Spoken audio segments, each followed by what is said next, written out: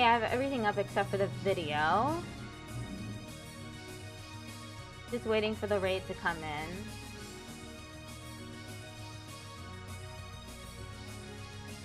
Video.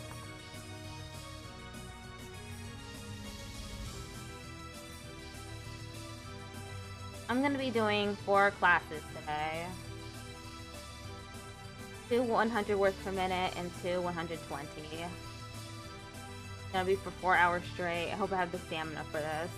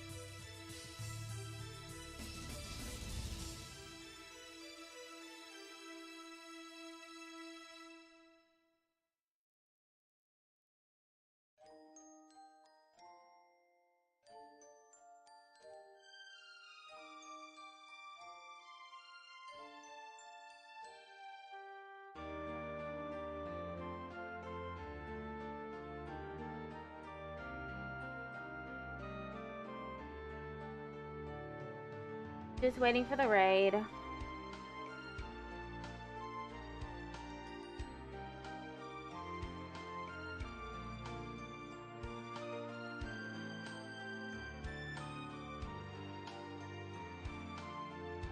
We're starting with class number 27, 100 words per minute. And then I'll move on to class 28. And then it'll be 120 words per minute. It'll be classes 9 and 10. Hello TikTok Patrick, how you doing? I'm waiting for a raid to come in. I haven't done anything yet besides stretch. Gonna be going for 4 hours today, and I might do the 100 line later at 5.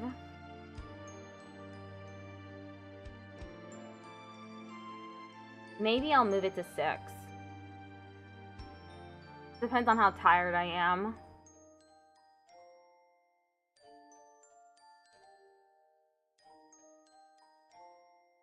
I'm doing good too.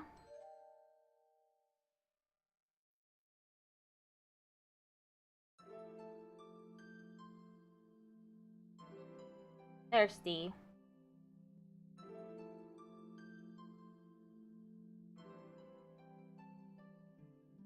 The raid should be coming in at any point.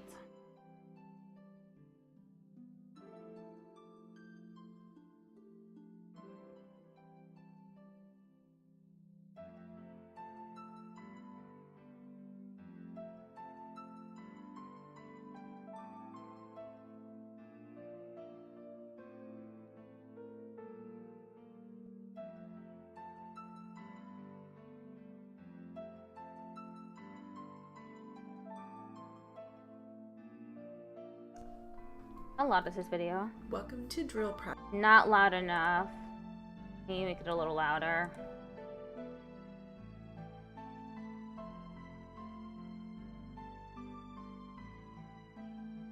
Practice.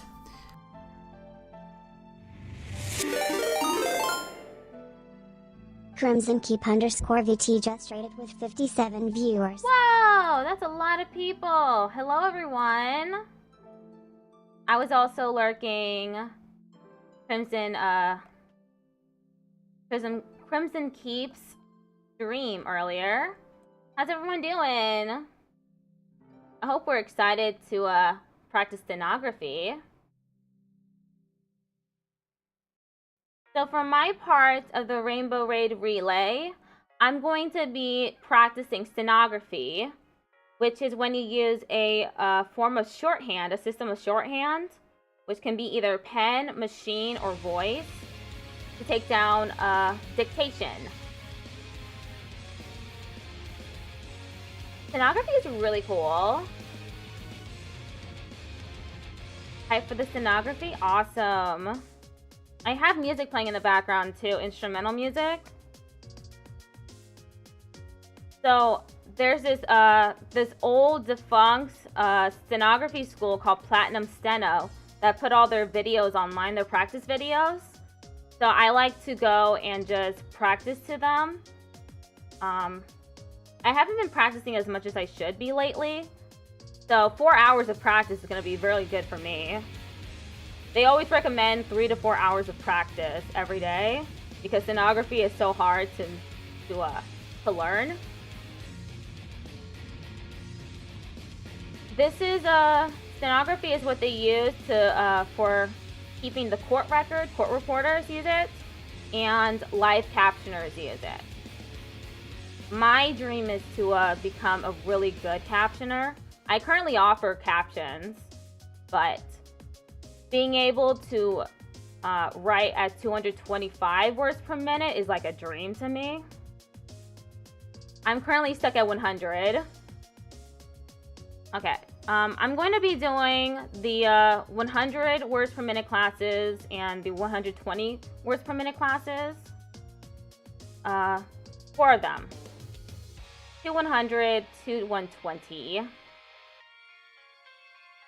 I have a bunch of plugins on my screen. One shows suggestions for how to write things.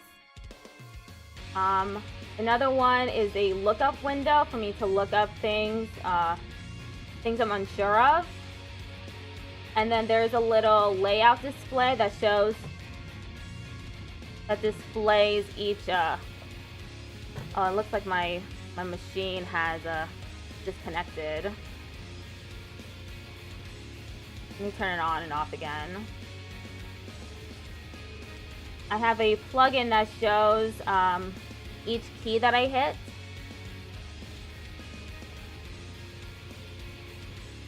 And I also have a words per minute meter up. It calculates by syllable. Hello, how you doing?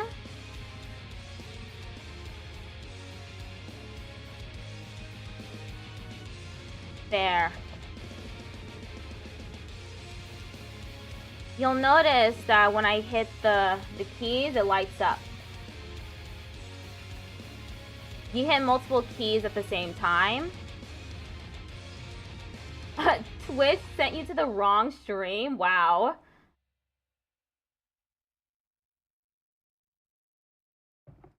Thanks for finding your way back to the Rainbow Raid Relay, though. That's pretty cool. I just clicked something. Okay, so I'm gonna be trying this class out. We're starting with a drill. Welcome to drill practice. Let's get started with this drill, which is actually a list of cars. List of cars. And some numbers with like the years for the cars. And some of these cars, I'm not even sure we are around anymore, but you definitely might hear them. I hear somebody speak of one of these cars that aren't around anymore, so it's good to practice. Practice everything. This will help your vocabulary development for sure. So let's get started here. 1978 Pontiac Firebird. Dark gray 1979 Volvo. Light blue 1982 Cutlass Sierra. Oh, for some reason it's not doing word wrap. Did I just turn that off?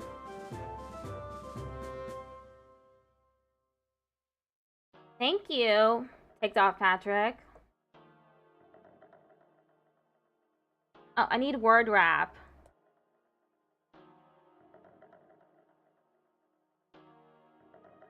Where is it? It turned off. I accidentally turned it off. Where is it again?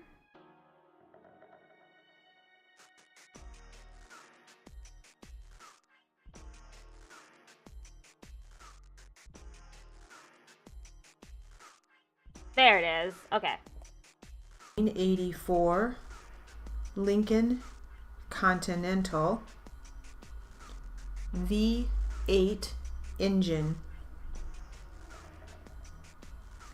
1982 Cougar XR7. 1984 Plymouth. 1983 Volkswagen Rabbit convertible. 1983 Pontiac 6000 coupe. 1986 Mercury Zephyr.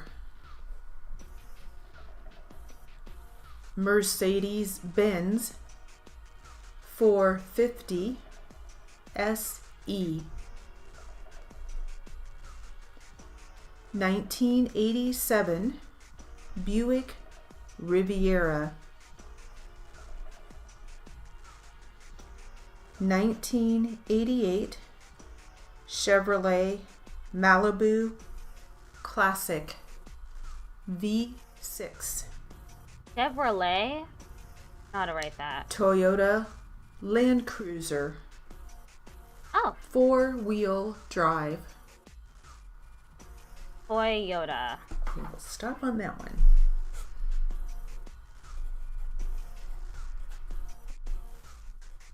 I can't believe I don't know how to write Continental. No, like I said, I know there's probably some in there that aren't around anymore, but Let me look at Continental. somebody may still have one. Yes. All right, let's move on and practice some letters and numbers. Continental. Actually, we'll just do, I'm sorry, just numbers. No, I don't want to do numbers. Let's do some number practice. I'm not right doing, now. I don't want to do numbers. 300. Okay, I skipped numbers. Mercedes-Benz. All right, some things to be happy about. Things to be happy What about. do we have here? Let's see here. It's just a Ballroom dancing. just a collection of words. Suspenders. Tossed salad with cheese cubes. Lemon zest. A small candle in a wine glass. Washing the car while barefoot. Setting up an office. Automobile brochures. A sauce bowl and ladle. Antique or old childhood books. Butter of the peanut. Butter of the peanut. Getting catalogs in the mail. Round dice. Butterscotch sundaes. Touch football games. Houseboats. Buttered maple syrup.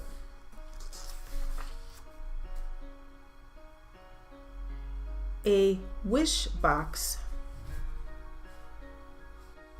Any refund. Yeah, butter of the peanut. Long phone calls. Plain cottage cheese. Reaching for the sky. Yeah, I've never heard it worded that way either. Butter of the peanut. Alright, automobile again. There. AOBL, automobile. Nice and short. All right, let's practice some dates. Date. Here we go. Better than just numbers. January 29. March 20. March 4. April 23. April 24. March 5. March 21. January 30. March 22. January 31.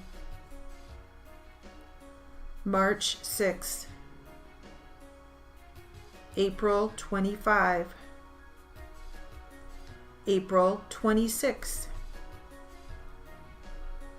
March 7. March 23. February 1. March 24. March 8. Not a lot of variety for these days. February 2. April 27. April 28. March 9. March 25. February 3. March 26. February 4. February 20. January 1. January 2. March 27. February 6. Is that the end of the drill practice? Yes, it is. Okay, I'm going to move on to the jury charge and literary. Whoops. Accidentally messed Welcome with the to window. literary and jury charge practice. Let's start out with this article. It's actually from a little while back. It's from the NCRA magazine, and it's called Read Your Notes to Increase Your Speed by Margie Wakeman Wells. I never read my notes. So I'm going to read this.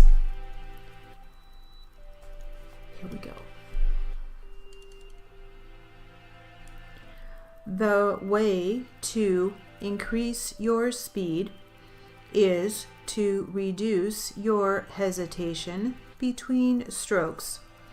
The way to reduce your hesitation between strokes is to create a groove in your brain for each outline.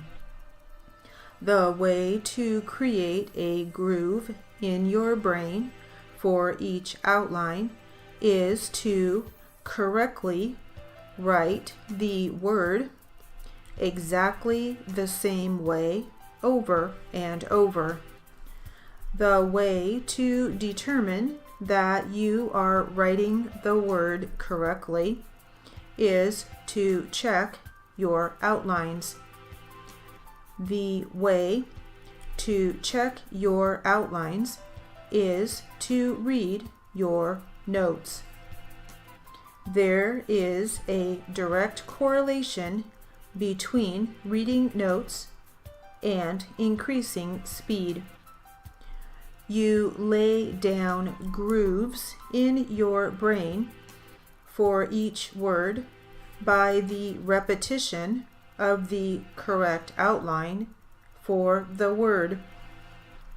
If there is no groove for a word in your brain, there is no signal that can be sent to the fingers. There is hesitation. Speed lags. Each time you write the word correctly the groove gets deeper. When the groove gets deep enough, the brain doesn't have to think about the outline. The fingers just follow it automatically. Thus, automatic writing. Automatic writing is fast writing. No hesitation. So how do you find out whether you are writing strokes correctly? The absolute only way to know how you are writing and what mistakes you are making is to read your notes.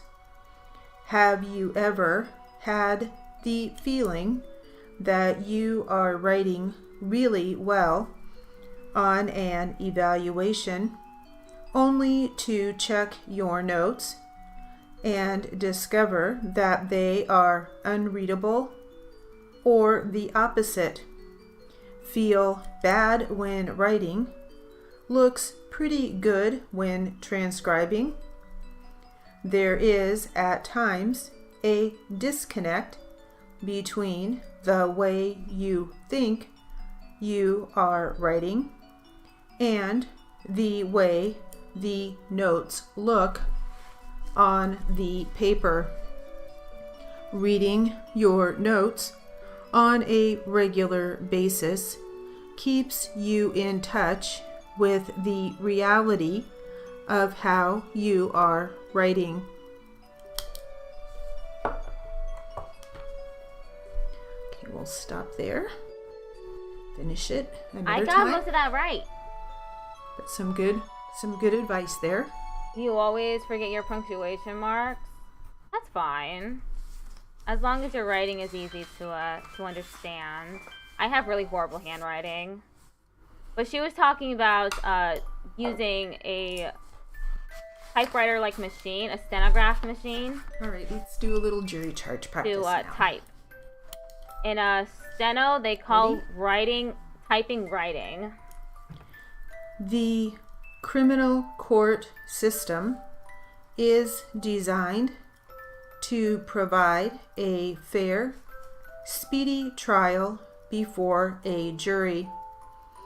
A person's entry into the system begins at arrest. When a suspect is arrested, the first sign that the suspect is to be treated fairly is that the police must tell the suspect what his or her rights are. The police are trained to inform the suspect that he has certain rights that are granted to him or her according to the Constitution of the United States. The first steps in the criminal process are discovery that a crime has taken place and arrest of a suspect. The Constitution provides that there are a number of rights that the person has before the law. One of these rights that everyone has is the right to an attorney. Another right is the right to a speedy and public trial and jury. Another right is the right to confront witnesses. Another right is the right against self-incrimination. Before a person is questioned, the person is supposed to be informed of his rights. An important case decision is the Miranda decision. that sets forth the principle that the person must be informed of his rights. The rights that a person is to be informed of, his right to an attorney, and his right to remain silent. The officer or officers who are taking the person in for questioning must inform the suspect that he has the right to an attorney and the right to remain silent. These rights have been set forth for him in the Constitution. However, it is the Miranda decision that requires that the person be informed of these rights.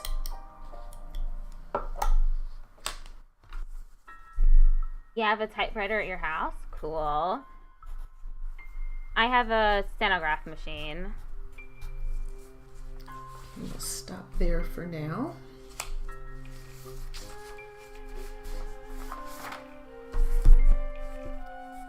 They're very expensive.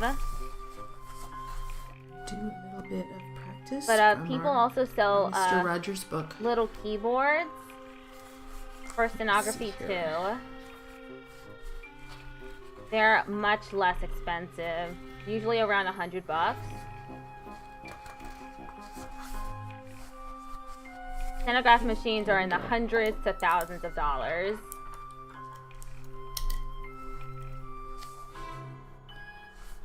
My hands are so When shaky. I was in college, I went to New York to talk to a songwriter I admired very much. I took him 4 or 5 songs that I had written, and I thought he'd introduce me to Tin Pan Alley, and it would be the beginning of my career.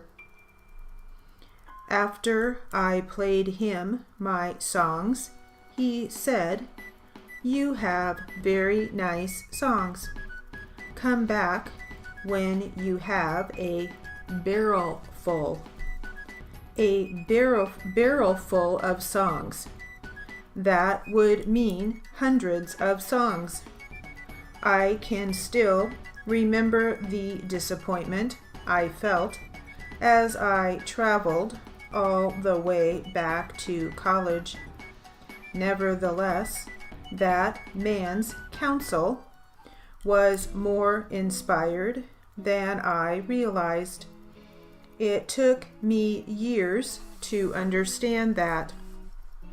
But of course, what he knew was that if I really wanted to be a songwriter, I'd have to write songs, not just think about the 5 I had written. And so, after the initial disappointment, I got to work, and through the years, one by one, I have written a barrel full.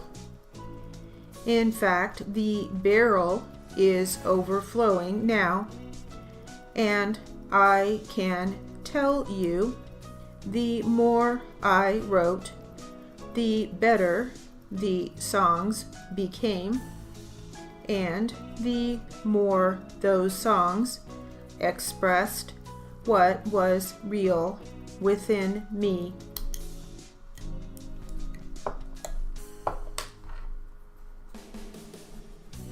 Yeah, the stenograph machines are pretty nice. So barrel full. I have it connected to my computer. I guess I really probably haven't ever heard. So it's spelled BARRELFUL.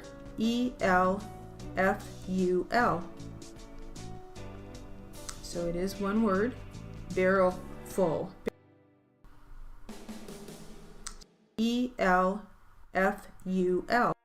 What? Barrelful.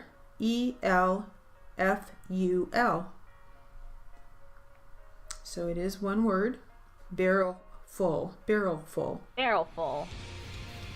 Barrelful of songs. And Tin Pan Alley is capital T-I-N, new word, capital P-A-N, new word, capital A-L-L-E-Y.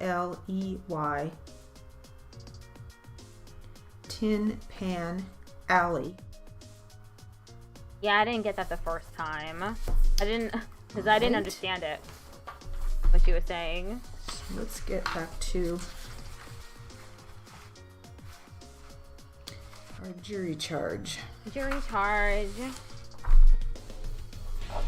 My hands are shaky right now. Oh! Orange and Peachy just traded with 7 viewers. Hello, Orange and Peachy. Thank you for the raid. Hello, everybody. How are y'all doing today? Happy Rainbow Raid to you, too. So for my part of the Rainbow Raid, I'm doing stenography practice. Stenography is when you use a system of shorthand to take down dictation. It can be either pen shorthand, machine shorthand, or voice shorthand. Voice is is pretty new relative to everything else. It's actually really cool. But I use a machine to write stenography.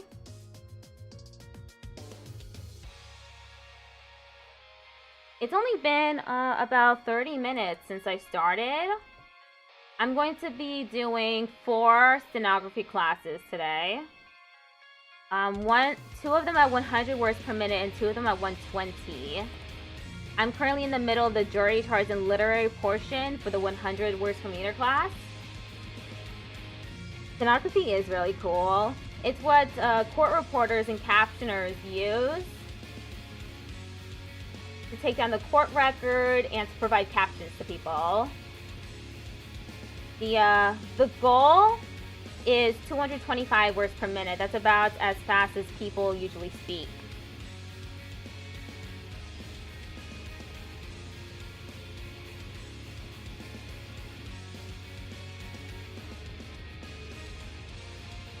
I'm always open to answering questions about stenography. Oh, I forgot to move my microphone over. Okay. I might be a little clearer now.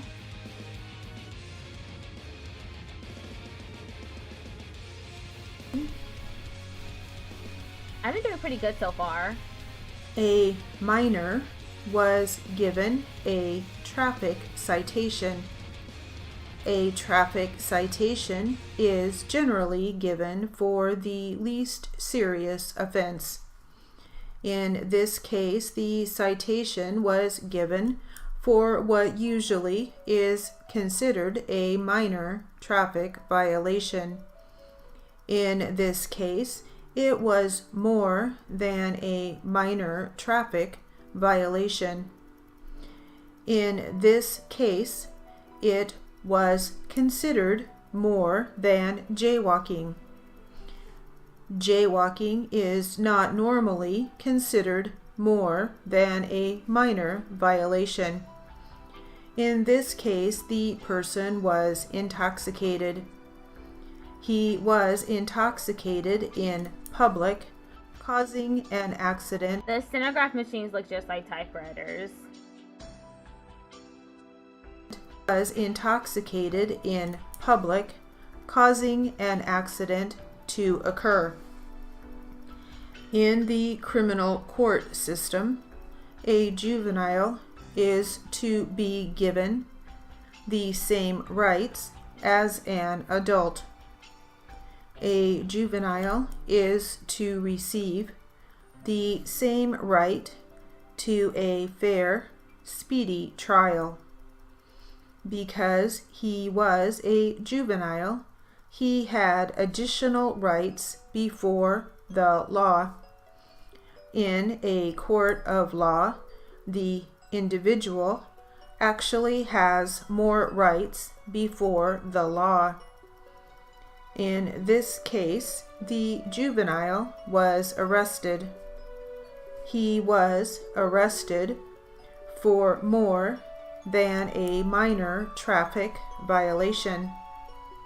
As with an adult, a juvenile may be arrested. When a juvenile is arrested, the juvenile must be afforded the same rights as an adult. He must be told by the police what his or her rights are. A juvenile may be treated in a special way. If the police apprehend a minor for violating a statute, the individual may be treated in a special way. In this case, the police officer arrested the juvenile for being intoxicated in public and for jaywalking. Normally, jaywalking would be considered a minor offense. In this case, he resisted arrest because he was intoxicated. In this case, the accident that he caused was so serious that he was treated as an adult. Normally, a juvenile is detained in a correction facility. If an individual is of a certain age, he will be heard in a special court called juvenile court. You're learning some stuff? Cool. Always nice to learn some new stuff when I'm practicing stenography.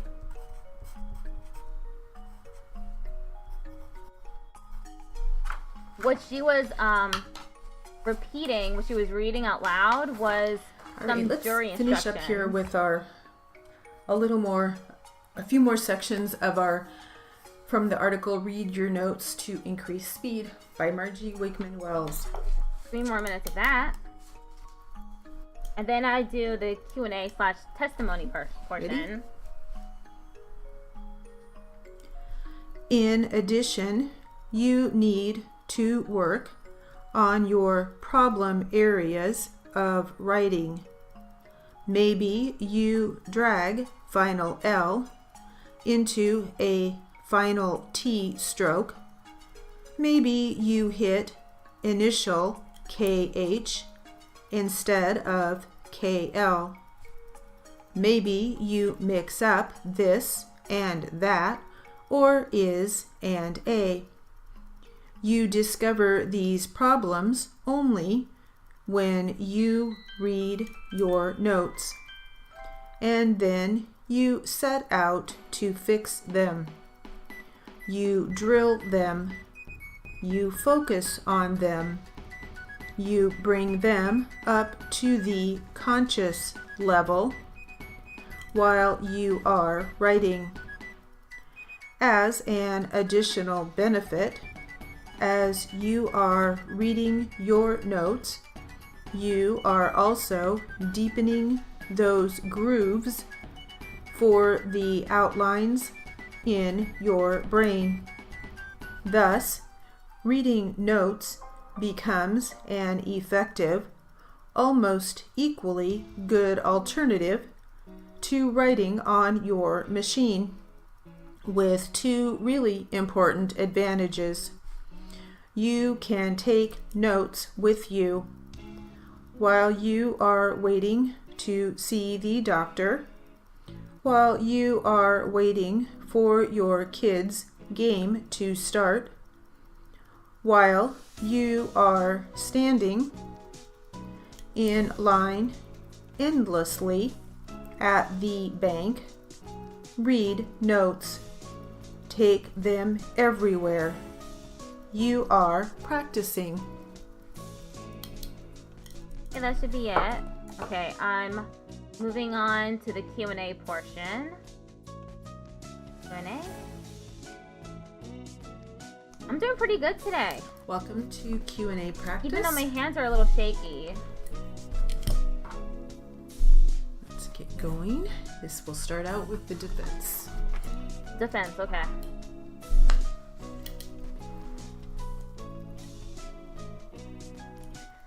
Then on this first... Jonas is water just redeemed hydrate. Hello Jonas, how you doing? Thanks for redeeming hydrate and posture check. Jonas is water just redeemed posture check. Hello to you too. How are you doing? I'm part of a raid train today, so I got up early to do stenography. I'm gonna be at it for 4 hours. Doing pretty good, trying to motivate myself to make breakfast right now. Oh, I feel you.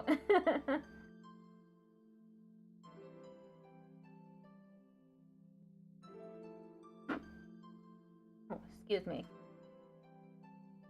Yeah, I'm currently doing the Q&A now.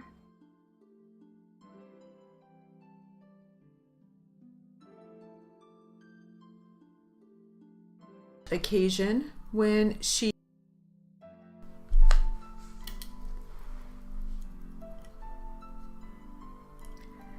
Then on this first occasion when she was in there, was the dog present? Yes, he was. Was he loose in the yard? He is always loose in the yard. You do not keep him tied within the yard. Oh, no. Did you ever let him out of the yard? No, he is always in the back. Do you remember whether the dog played with any of the children, either Mrs. Bold's children or the other children that were there? Oh, yes, because my daughter's friends came over. On the occasion in question, were their children there? No, because it was too early. Children don't come over at that time. But they were over there then, were they not? No, there was nobody there then except my Jonas daughter. Is water just redeemed No pat my other head. children? No, no other children. Then, did you have any conversation with Mrs. Bold about returning for the clothes? Yes, I told her to be sure and call me and let me know when she came back. And this conversation you had was after the clothes were hung? Yes, that's right. She was starting to go. And did you say anything else at that time? I don't remember. Did she say anything else? That I don't remember. And when she did return, when did you first see her? Well, I had just laid my daughter down for a nap, and I heard the dog barking, so I went out to see what she was barking about, and there stood Mrs. Bold in the back of my yard. Did you see anyone else?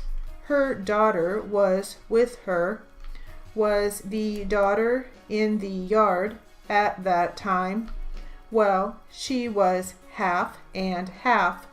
She was in between the gate and... Was she standing in the gateway? Is that what you mean? Yes, she was just coming through the gate into the yard. Great! I missed a few sentences here and there.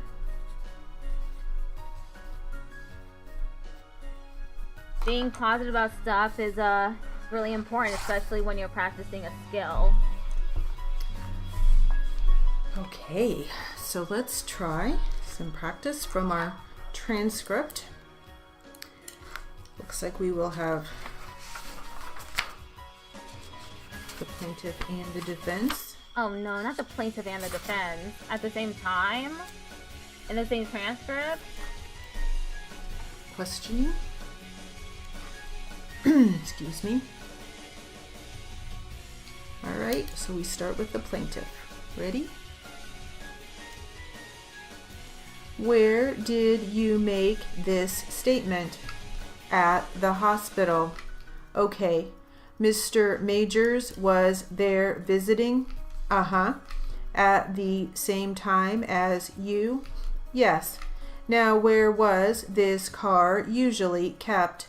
In Arthur's possession. What time frame are we talking about now? On the day of the accident. Strike that. Where was the car usually kept, say 2 weeks before the accident, before Mr. Bradford had been in the accident that he was in? It was in Arthur's possession, but Arthur was living with Keith at the time, so it must have been at Keith's house. You weren't living with Mr. Bradford at the time after this accident occurred? No.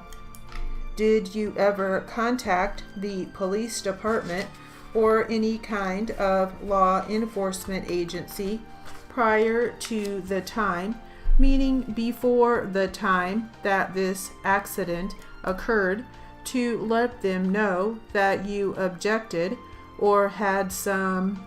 You didn't want Mr. Majors to drive the vehicle? No. In other words, you never reported it stolen? No. Did you ever contact anybody from the Department of Motor Vehicles at any time prior to the time that this accident occurred to inform them that you didn't want to be responsible for any damage that might be done either to or with the car if it was driven by Mr. Majors? No. Had you seen Mr. Majors on the day of this accident before it happened? No. When you spoke with Mr. Bradford and Mr. Majors at the hospital, were there any bad feelings with Mr. Majors driving the vehicle? What did Mr. Bradford say about it? He just wanted Keith to keep the car. Just told me I couldn't have the car. So, in other words, maybe I'm reading between the lines here, but when you were at the hospital and when you said in front of Mr. Majors and Mr. Bradford that you didn't want Mr. Majors driving it because you could be responsible, you at the same time actually wanted the vehicle to be given over to you so that you could keep it, in your possession?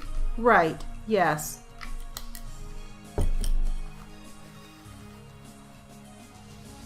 Excuse me.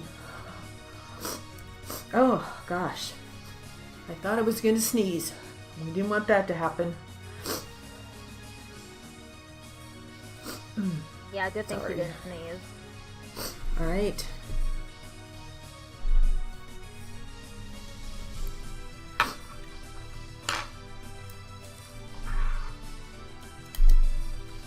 So nice little break, and we'll get back to it now. Yes, get right back to it. Hopefully. Here we go.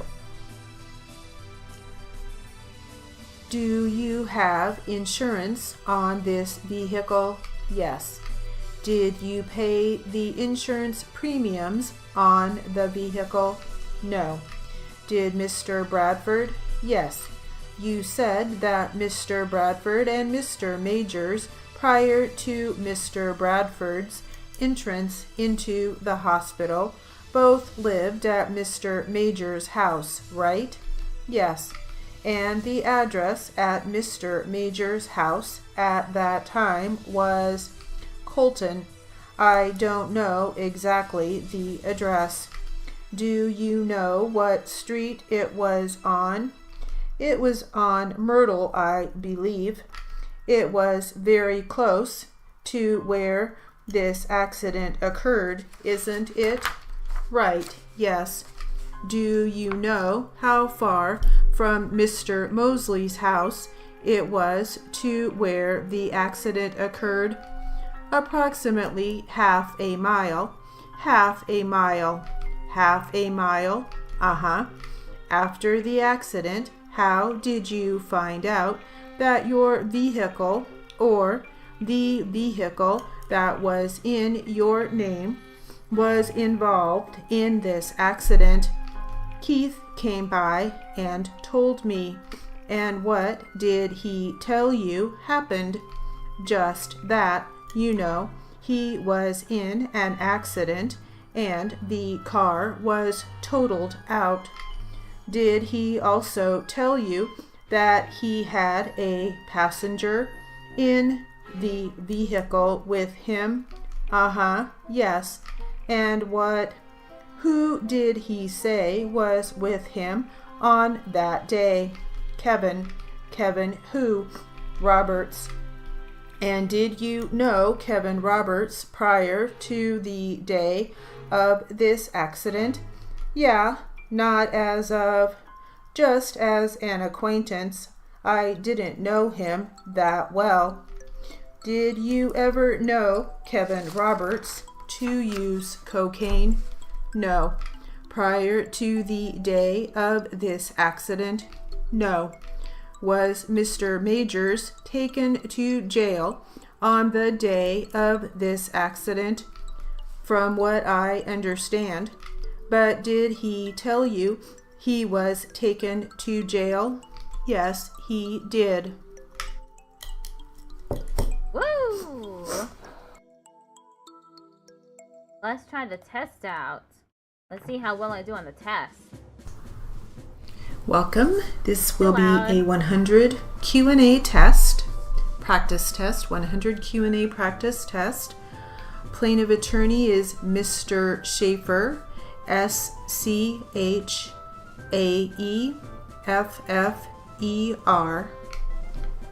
Defense attorney Mr. Rea, RIELA. Okay, what side does it start off with? We'll start with the defense attorney. Defense.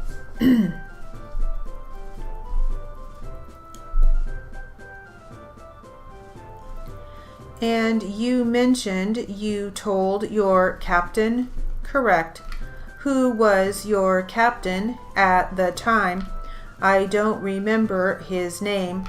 Okay, do you remember the date of this injury? January 1st, 2011. And the location in, I don't remember the location or the street even? No. Okay, but it was, no, a residential fire? Correct. And after you finished mopping up the fire, did you go back to the station house or did you go home? What happened after you twisted your foot, knee, hip, and back? We got dispatched back to the station. And when you got back to the station, what did you do? I took off my boot, and then from there, I couldn't walk anymore. So I waited for the chief to take me to urgent care. Okay, where is the station? Station 21 is off Wilson Road in Cyprus. While you were at the fire, did you report your injury to your captain? Yes, immediately. And you said you don't remember his name? No. Oh, Hager. Hager. Thank you. You're welcome. Thank you. And is Captain Hager different from the chief that was at the station when you returned to the station? Yeah, he's the fire captain. Okay, and who is the chief that you told? I don't remember. And you mentioned that it was the chief who took you to urgent care, correct? And what urgent care did you go to? Buena Park. Is that in the town of Buena Park? Correct. And what did they do at urgent care? X-rays. Did you see a physician or other medical professionals? Just the doctor on duty. And what did he say or she say? They did x-rays. They didn't have any findings. They just put me on light duty. And when they did the x-rays, what did they x-ray? They x-rayed my ankle. Did they x-ray any other part of your body? No. Did you tell them that you twisted these other body parts at the time? Yes. Okay. And they told you to work light duty, but did they give you any medications? Aspirin. Okay. And did they use a cast or any kind of... I used crutches. Crutches. They recommended crutches. Crutches. And did either Captain Hager or your chief or anyone else at the station house give you a workers' comp form to fill out? Yes. Actually, the captain and I did it together. Captain Hager and you? Captain Hager did it, actually. Okay. So Captain Hager filled out the DWC-1 workers' comp form. You know what? I'm not sure if it was the workers' comp form. I think it was just an injury. It was just an injury at the time. So she's not sure if it was an incident report or the formal DWC-1. Yeah, sure. I think it was just an incident report.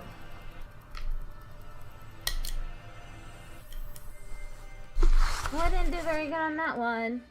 The language you're trying to learn is Irish? Oh, cool. I'm sure that's really fun. Okay, I'm moving on to class 28. Albert is gonna start on Twitch soon though.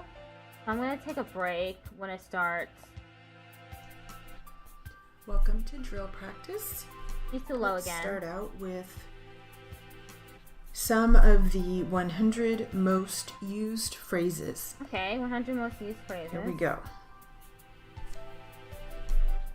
They were. I have. You had. In a. Was there. I didn't. To see. For the. Saw the. Where was. And you. At any. From Happy to the. hear that.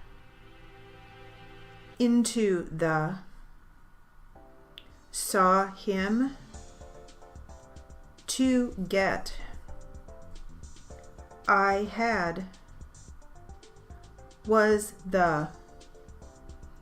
You have. I could. You are. To go. You do. Do you. There is. I think. You mean. About the. Have you. What is. When I. Where did.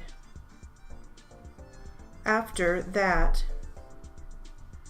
And I. Did you have. Not see. Of course. On that. To be. By the. In front. Out of the. That is right. Start. That is right. Start. It's cool that you accidentally say Irish words by accident. It and sounds I just like want to mention learning is going really good. that those are just in general phrases that are used. They're not necessarily phrases that you might have learned to brief in school. Necessarily, they might be, but it's just things that people say, phrases that people use in general all the time. Okay, so if you did learn a brief, that's wonderful, and if you didn't, you'll just write them out. Start. Okay. All right, so let's move on to some numbers and letter practice. No. Okay, numbers 9. Number and letter practice is cool. Because it's just three whole minutes of just numbers and letters. Let's practice some of these items from my book, 14,000 Things to Be Happy About. Butter of the peanuts. So just some random things to be happy about. Here we go. Jelly rolls. Allowances. Competence. This is so fascinating. Smooth, it is. Muscular arms. Window spray de-icer. Cinnamon coffee cake. Dinner with laughter. Funny toes. What? Knowing there will be many surprises in the future. Heinz tomato ketchup. A portable aluminum camp grill. Working better in dull weather. Food gifts. Butter of the peanut. Frosted glass ceilings and pink capped chandeliers. Chandelier. Ghost stories and marshmallows by a fire. Apple beer. Apple squares with cream cheese.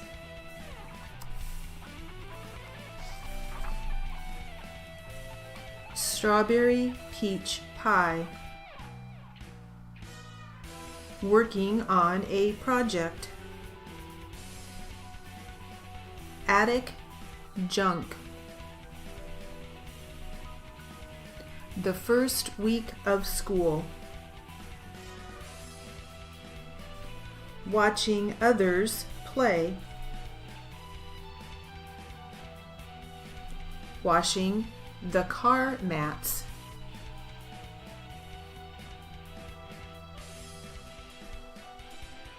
Hot peppers threaded on a long string in a kitchen. Looks like that's that. 3 more minutes. When's the ad break gonna start up? Alrighty, so that's actually some very good vocabulary development, because there's probably some words in there, in some of those, that we don't hear too often. So good vocabulary. All right.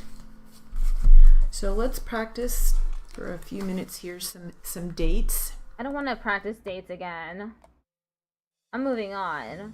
No dates, no numbers, no letters. Welcome to Jury Charge and Literary Practice.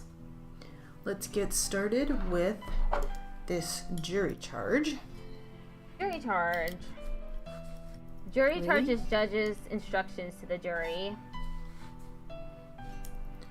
However, in any case, based on circumstantial evidence, if the circumstantial evidence is susceptible of 2 reasonable interpretations, one of which points to the defendant's guilt and the other interpretation to his or her innocence, you must adopt that interpretation which points to the defendant's innocence and reject that interpretation which points to the defendant's guilt. If one interpretation appears reasonable and the other interpretation appears unreasonable, you must accept the reasonable interpretation and reject the unreasonable. Murder is the unlawful killing of a human being with malice aforethought. Malice means either an expressed intent to kill or an intent to commit an act dangerous to human life without knowledge of the danger to and with conscious disregard for human life. Aforethought means the malice must precede the act.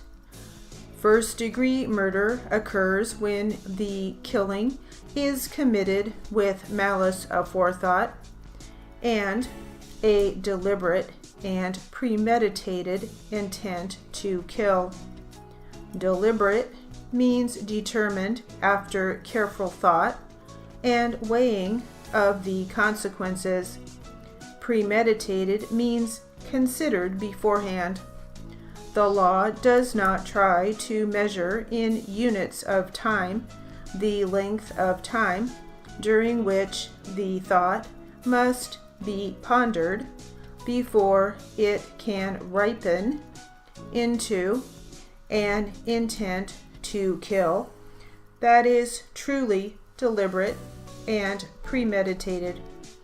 The time will vary with different individuals and different circumstances.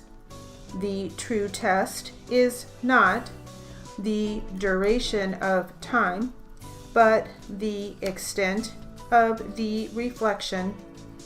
A cold, calculated decision may be arrived at in a short time, but a mere unconsidered, rash impulse will not amount to deliberation and premeditation, even though it includes an intent to kill.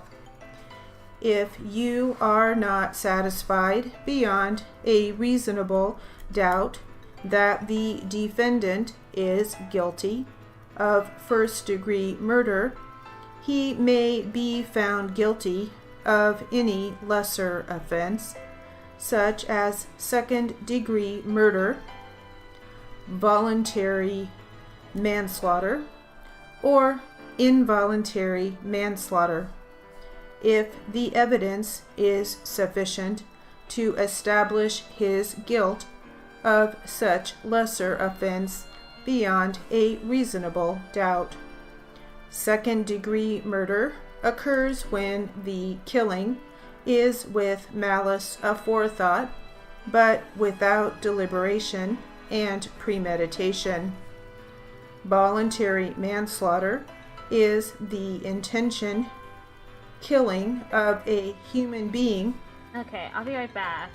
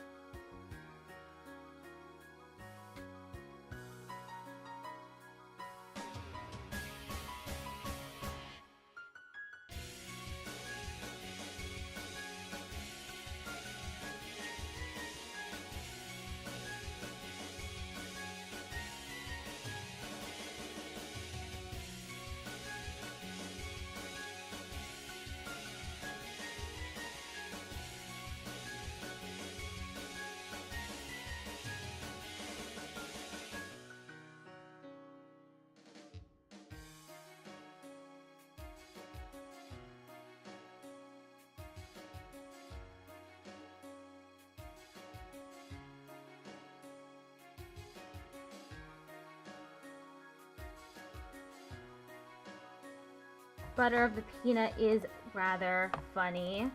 Manslaughter. I keep writing it as man's laughter. It's manslaughter. Premeditation. Voluntary manslaughter is the intention killing of a human being without malice aforethought.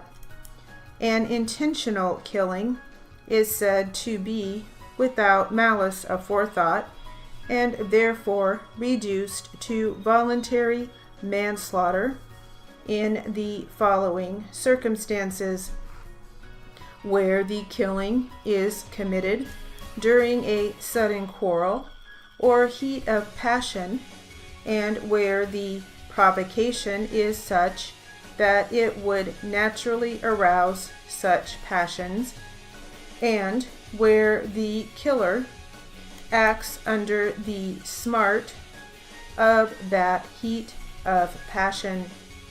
The heat of passion that will reduce a murder to manslaughter must be such as naturally would be aroused in the mind of an ordinary reasonable person in the same circumstances. That one was difficult.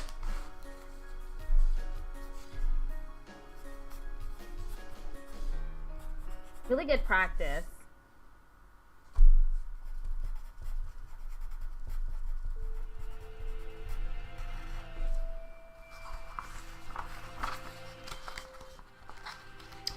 Okay, some of the words in here that you might want to practice: manslaughter, Manslaughter,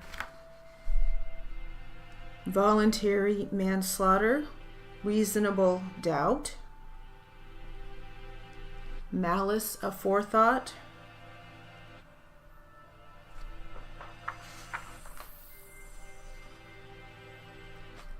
interpretation. interpretation. We had interpretation in there, I think, a few times. Yep. I remember writing interpretation Unreasonable. a bunch of times. Deliberate,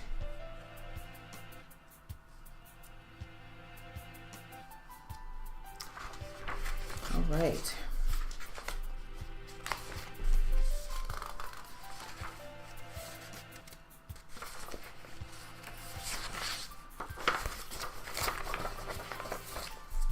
How about we'll do a little bit of literary practice now. Okay, what is the literary gonna be?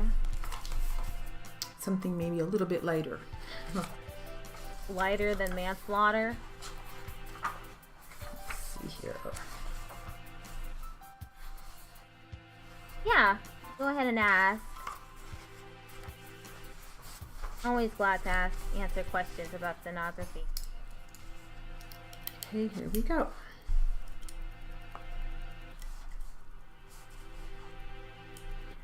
I received a letter from a parent who wrote, "Mr. Rogers, how do you do it? I wish I were like you. I want to be patient." Oh, I'm interested in becoming faster at captioning. I currently provide captions for people and transcripts. Congress transcripts. I haven't gone anywhere from Congress in like a year though, but when I do get work for them, I write transcripts or proofread them, and I provide captions as well, but not live captions. That's what I'm trying to get faster for, to provide live captions. Because there aren't a lot of people who are skilled enough to do that. That's my dream. Or at least providing captions for other things. Like, I would love to do captions for video games. That sounds a lot of fun. And quiet, and even-tempered, and always speak respectfully to my children. But that just isn't my personality. I often lose my patience and even scream at my children. I want to change from an impatient person to a patient person, from an angry person into a gentle one. Just as it takes time for children to understand what real love is, it takes time for parents to understand that being always patient, quiet, even-tempered, and respectful isn't necessarily what good parents are. In fact, parents help children by expressing a wide range of feelings, including appropriate anger. All children need to see that the adults in their lives can feel anger and not hurt themselves or anyone else when they feel that way. I believe that was from a Mr. Rogers book. She sometimes reads from that.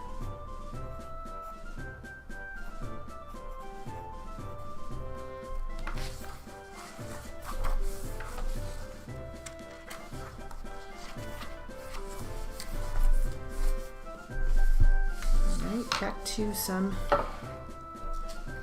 jury charge practice. Ah, that's how you write appropriate. I think she said we're doing more jury charge practice.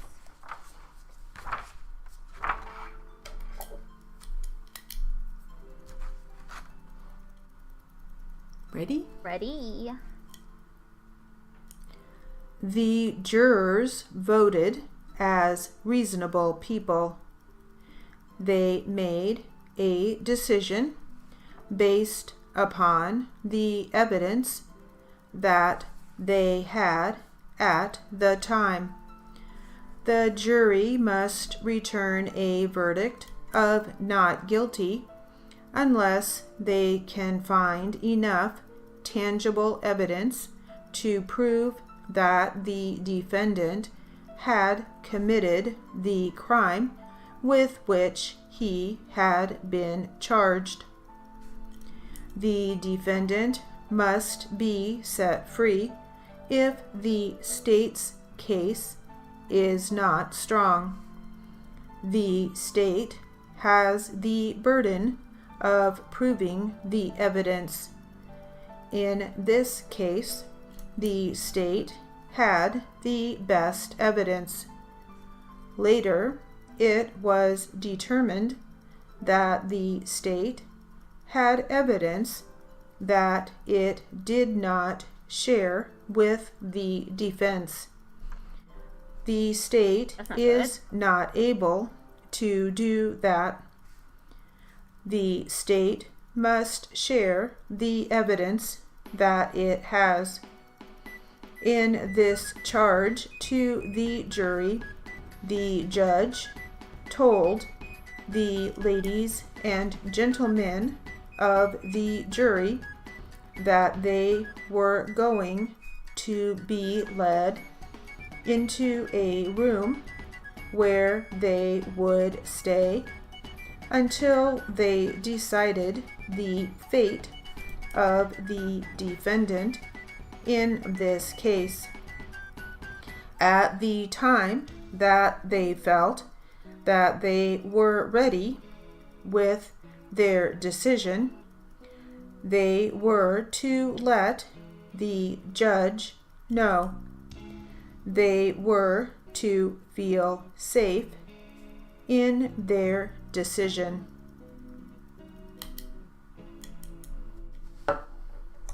Burden of proving. Burping? Yeah, it's burping. Burden of proving. Burping.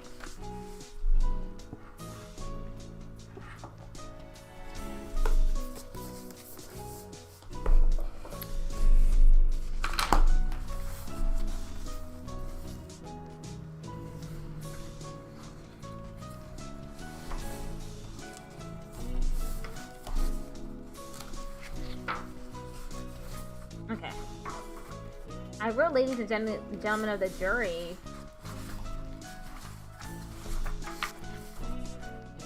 That was really easy to remember, let's try though. this literary material. Okay, more literary material. Ready? One summer, midway through school, I was on a weekend vacation in a little town in New England. I decided on Sunday to go hear a visiting preacher in the little town's chapel. I heard the worst sermon I could ever have imagined. I sat in the pew thinking, he's going against every rule they're teaching us about preaching. What a waste of time.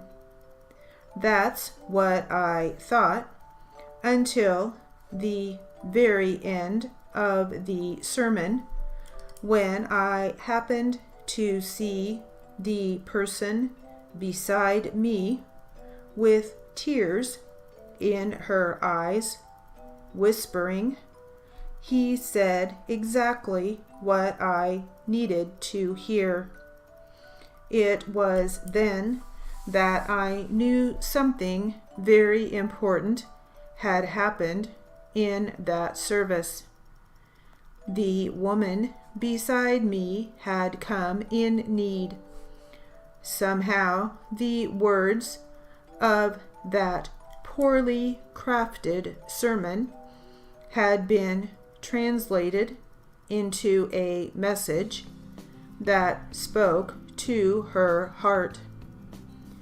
On the other hand, I had come in judgment, and I heard nothing but the faults. It was a long time before I realized it, but that sermon's effect on the person beside me turned out to be one of the great lessons of my life. Thanks to that preacher and listener in need, I now know that the space between a person doing his or her best to deliver a message of good news and the needy listener is holy ground. Recognizing that seems to have allowed me to forgive myself for being the accuser that day. In fact, that New England Sunday experience has fueled my desire to be a better advocate, a better neighbor, wherever I am.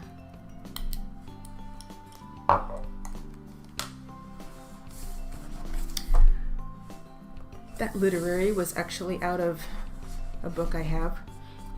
It's called The World According to Mr. Rogers. Oh, it was another Mr. Rogers excerpt. So just some nice little short stories in here. Let's see here. What else do we have? Maybe have one more nice little story.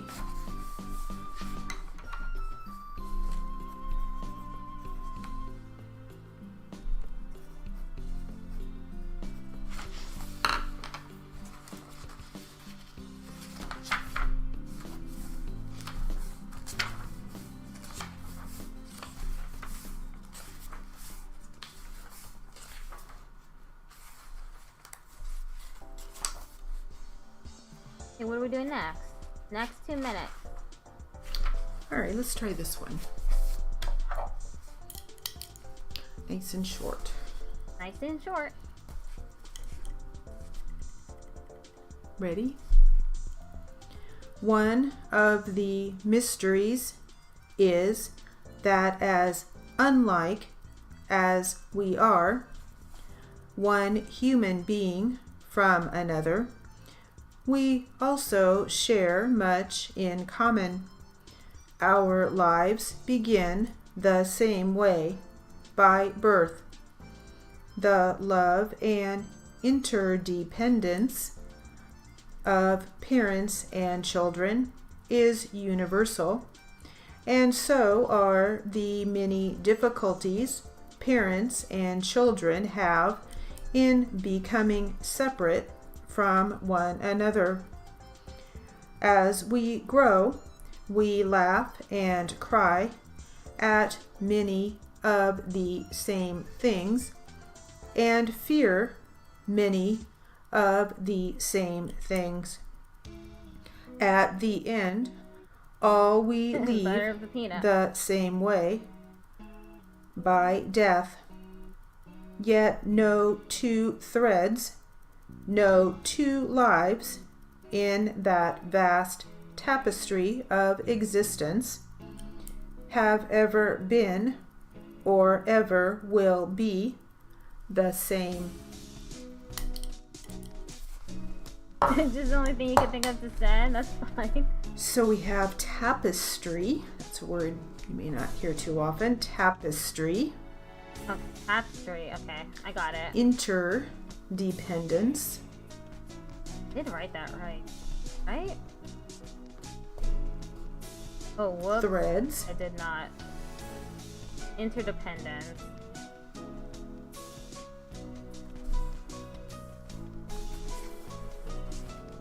Alrighty. Well, that will complete our literary journey. Okay, moving on to the question and answer.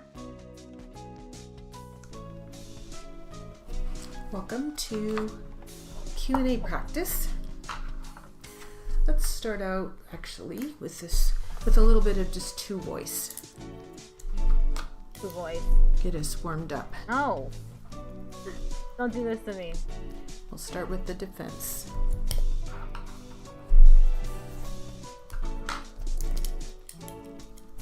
Here we go. When did you first notice that there was any work going on down along Vincent Drive? Oh, a few days prior to the occurrence. How did that come to your attention? We saw them. You mean you and your wife? Yes. Were you driving along Vincent at that time? No, we saw them from our front window. Were you aware, before you saw them, that there was going to be some construction in the area? Just hearsay. And you became aware that the sewer line was going to be placed along the road, did you not? Yes. Approximately when did you first become aware of that? It would be a matter of a few weeks, I would say. I don't recall specifically. Did you make any effort to ascertain the nature of the work that was going to be done? No, I did not. Did you make any effort to ascertain the manner in which the work was going to be done? No. Did you have any objection to the work being done? None at all.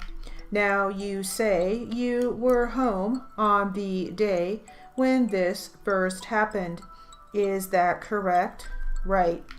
Were you able to observe what was going on down there, basically from where you were?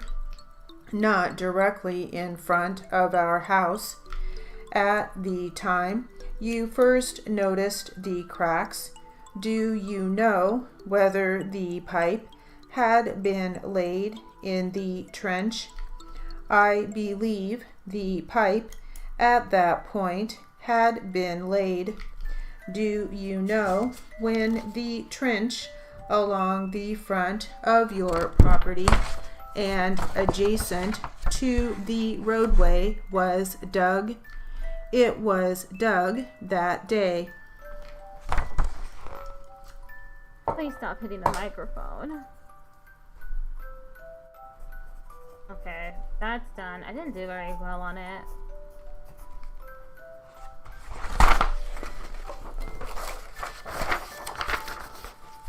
Great. Get our fingers warmed up. Now we'll start working on this transcript.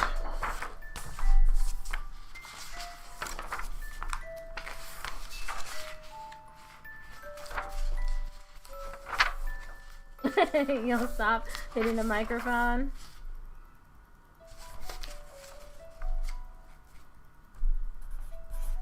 So it looks like we will have two attorneys, plaintiff and the defense.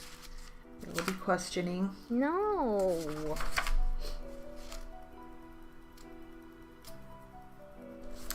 All right. Okay, this is going to be difficult. At 100 words per minute, I can barely do question and answer. Starts out with the plaintiff.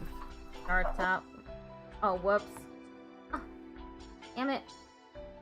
I didn't click into Notepad++. I think it was 3 minutes in. Along the front way. Now we'll start this transcript. Here we go. There.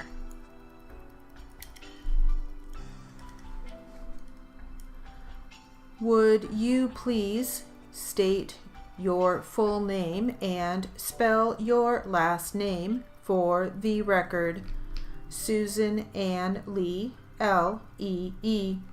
Okay, Miss Lee, have you had an opportunity to speak with your attorney regarding the nature of the proceeding here today? Yes. Okay. At the risk of being repetitive, I'm going to be going over most likely what he went over with you. You've been placed under oath by the court reporter, and that's an oath that carries with it the penalty of perjury. Do you understand that? Yes. Okay. Have you had your deposition taken before? No. Okay. Well, try not to be nervous. Like I indicated earlier, I don't think we'll be long here today, so try to bear with me. After the court reporter has had an opportunity to transcribe everything that is said here today, she'll make a little booklet out, okay? The booklet will be sent to you, and you will have an opportunity to read it and to make any corrections which you deem necessary, okay? So no one expects you to be perfect here today, but try your best, because if you make any substantial changes, that could prove embarrassing to you, okay? All right.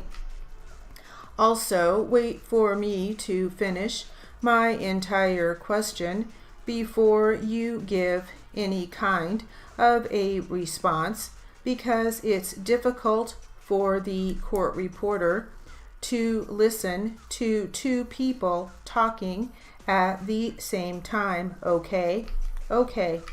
Try to speak up, because although you can nod your head and use gestures like I do all the time, that doesn't mean anything to the court reporter, as she is listening intently to everything that is said. Okay? Okay. Try not to give categorical responses, which are uh-huh or huh-uh, because later when those are put into the booklet, it's hard to understand if that was a yes or a no. Okay? Okay. Don't purposely guess at anything because I'm not entitled to have you guess. Okay? I am entitled to have your best estimate of certain things. Do you understand the difference between a guess and an estimate? Yes. Good. If you don't understand anything that I ask you, or you didn't hear any question, please feel free to let me know, because I don't want you to have to guess at the meaning of the question. Okay? Okay. Are you taking any medication, or are you under the influence of any alcoholic beverages which might affect your ability to give some good testimony here today? No. If at any time you want to take a break, please say the word and I will be happy to accommodate you. Okay? Okay. Do you have any questions before we begin? No. What is your current residence address? 260 East 10th Street, Simi Valley. And how long have you resided at that address? Approximately 2 years. And prior to living at that address, where did you live? I was living in Richmond, Virginia for a month. Okay. Prior to living in Richmond, Virginia for a month, did you live in Simi Valley? Uh-huh. Okay. In Highland? In Highland? Yes. Okay. And what street is this in Highland? Summer Lane. What's your date of birth? 7/27/57. Do you know your driver's license number? Yes. And could you give that to me? N2510650. Are you currently employed? Unemployed. You're currently unemployed? Yes. Okay. When was the last time you were employed? June of 02, June 01. And at that time, who were you employed by? St. Joseph's Hospital. And what was your occupation? Nurse's aide. That went so fast.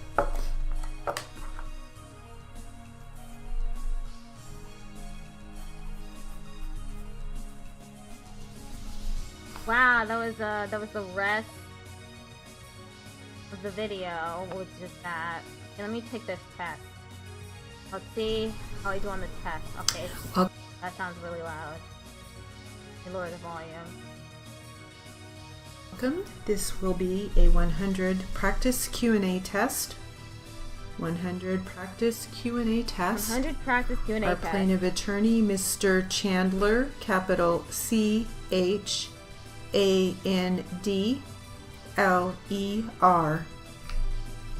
Defense attorney, Mr. Jones, capital JONES.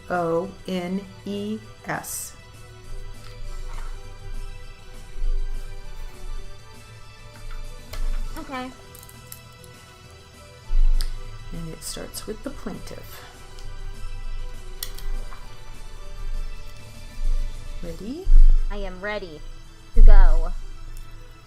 Did you deal directly with the people who contracted with you for services? No, I didn't. Who did? The branch manager, who has the responsibility for profit and loss in your company. All the managers are responsible for their departments. Do they all participate in the budget process? Yes, they do. They all share the responsibility that is correct. Was there a senior person above you located in your branch? Yes, the branch manager. Who did you report to directly? I reported to him. Did Ms. Bain advise you when she began employment with your company that she had a lawsuit pending against another company? I was not aware of it. You knew her and recommended her for the position, but you didn't know about her previous problem. That is correct. Who was the personnel manager advised of it? I didn't see anything in her records. You never discussed that issue with her. That is correct. You are not sure whether she was advised of it. I don't know if that matter came up. Were you present during any of the hiring interviews? No, I wasn't. Would your company have hired her knowing that she had a prior lawsuit against a company? I don't know. What does your company do in similar cases? That didn't come up since I have been working in personnel. It never came up, not while I was working at the company. Prior to Ms. Bain being hired, was anyone aware of her prior lawsuit? To your knowledge? To my knowledge, no. Did Ms. Bain seem to have a knowledge of what was going on in your company with regard to another lawsuit pending against your company? I don't know. Did Ms. Bain mention to you knowing her future husband who was employed at the company? No, she didn't. Did you tell Ms. Bain of other lawsuits pending against your company at any point in time while she was employed at your company? I don't recall mentioning any lawsuits. Did you ever tell Ms. Bain about any personnel matters in your company? No, I did not. I don't discuss personnel issues with anyone. How many lawsuits has the company had in any matters such as the one in which the company is now involved? None, to my knowledge. There were no other suits of this nature that you are aware of. That is correct. Was there any similar suits? No, not to my knowledge. How long have you been with the company? Over 3 years. And did any suits happen after you started? I'm not sure. Okay. Was anyone else interviewed for the position that Ms. Bain was hired for? I wasn't involved in the process. Why was she chosen? I didn't make that decision.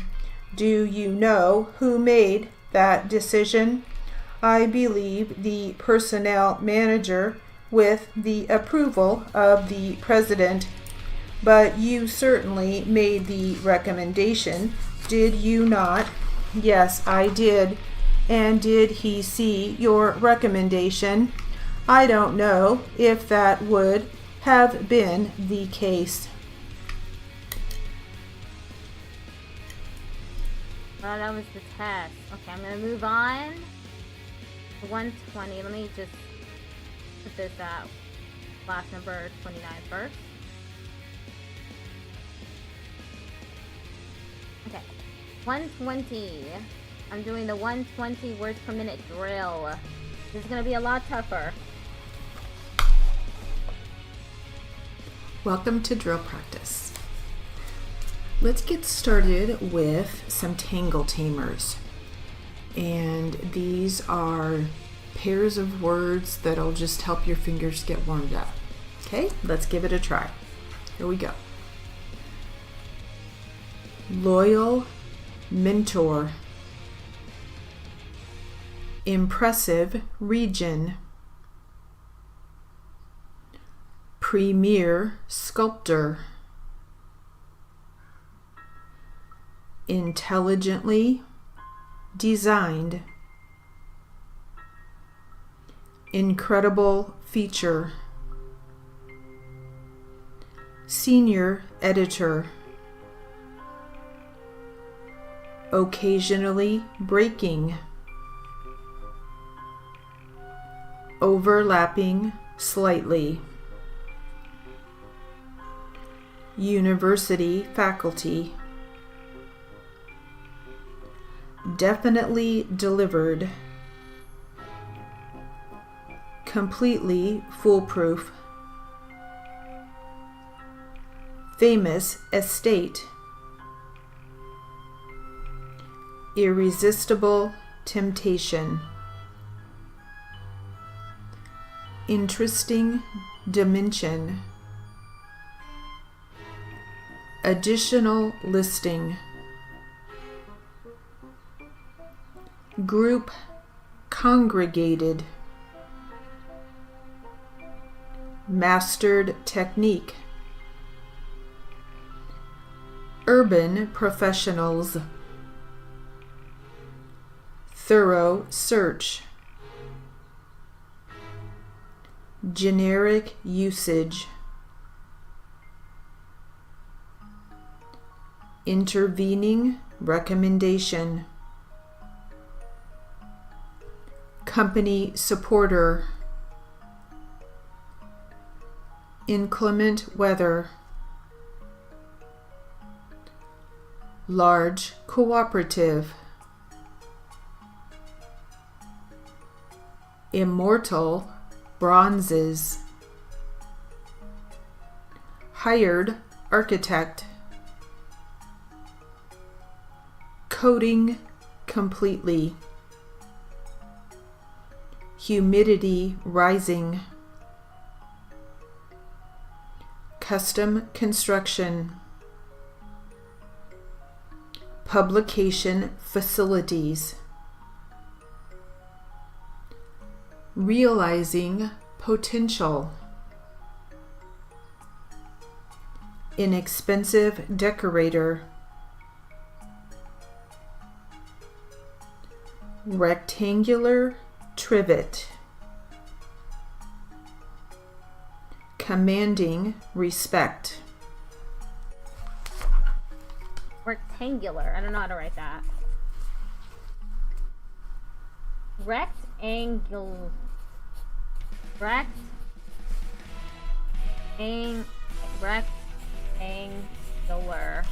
Okay. I hope you're feeling warmed up. Let's try some words, some names and spellings. Names and spellings. Here we go. Bryce William Olson. O-L-S-O-N.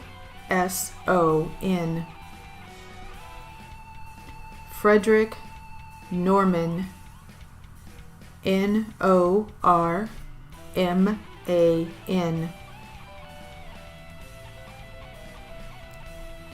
Beatriz Demas. B-E-A-T-R-I-Z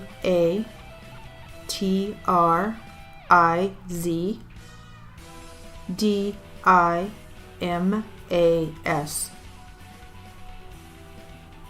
Michael Abarca.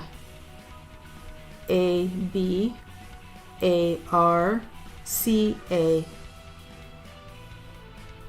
Dennis Dorsey. D-O-R-S-E-Y.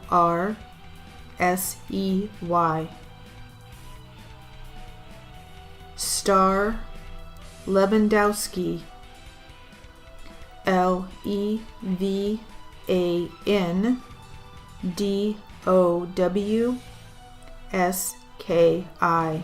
I don't know.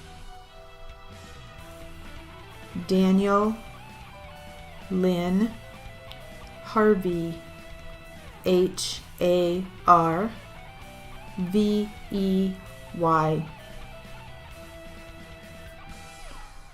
Joe Overholzer, Overholser,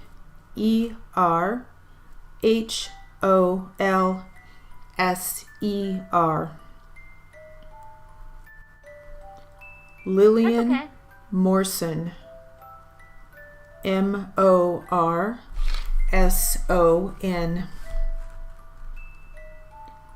Donna Evans Lynch,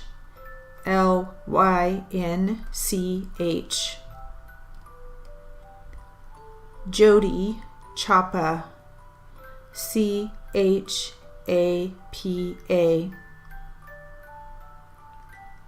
Jeffrey D. Anders, Anders,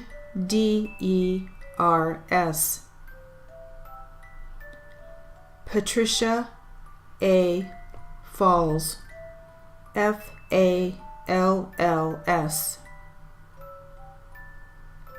Matthew Lorenzo, Lorenzo,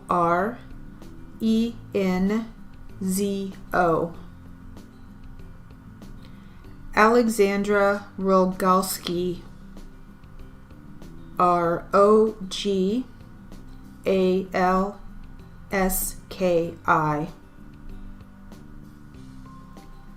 Heather Watkins, Watkins.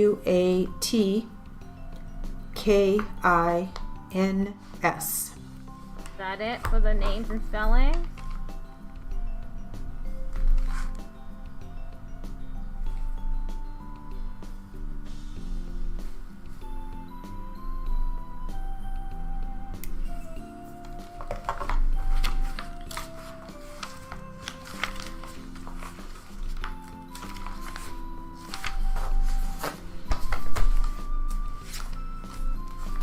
Alexandria. All right, now let's try some addresses and phone numbers. Addresses and phone numbers. Little number practice. Okay, this is going to be difficult. Ready? 11000 Pleasant Valley Road,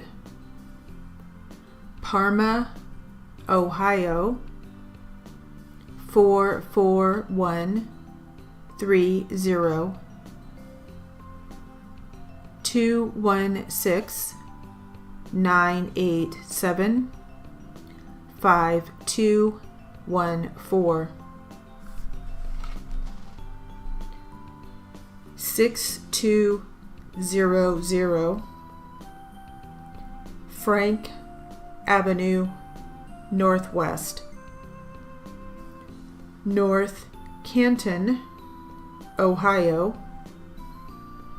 44720, 330-494 6170, 8909 Southwest Barber Boulevard, number 100, Portland, Oregon 97219, 503-223-5100, 808 Ridge Avenue, I'm doing stenography practice. Pittsburgh, Pennsylvania 15212 6097, Oops, that was the phone number. 412-237-2748, 2770 Red Lion Road, Philadelphia, Pennsylvania 19114.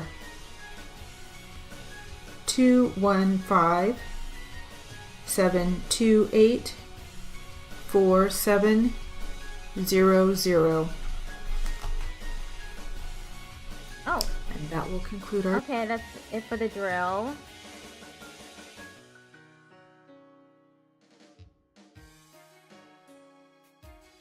Okay, jury charge and literary.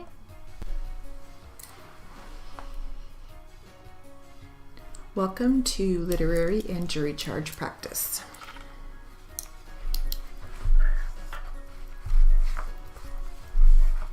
Let's get started. Ready? With what? What are we doing? Literary or jury charge? As a court reporter, Literary. you need to know that the starting point for all laws in the United States is the Constitution. The Constitution is a written document that is designed to provide the basic framework for legal systems. A law is simply a rule of conduct. It defines what people must do in certain circumstances and what penalty or punishment applies when the rules are broken. No law can be contrary to what the Constitution mandates. Such a law would be unconstitutional and of no force or effect. You also need to know that the Constitution is not self-executing. It will not help anyone unless he or she knows how to use it correctly. An attorney's job is to put the Constitution to work for the individual. The court reporter's job is to provide an accurate transcript of court and deposition proceedings. You need to know that each state has its own constitution. A state's constitution is the source of fundamental rights within the state. No provision in the state's constitution can be contrary to the Constitution of the United States. In other words, the Constitution is the supreme law of the land. When you think of laws, you probably think about the second type of law called a statute. A statute is enacted by the legislative branch of the United States or a particular state. Statutes are part of the law that regulates your life. Cities and counties pass ordinances and codes which are similar to statutes. Governmental agencies often have the authority given them by the legislative bodies that created the agencies.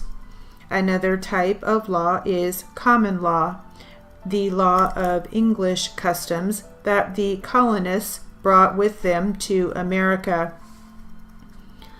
Common law has its origins from early English history.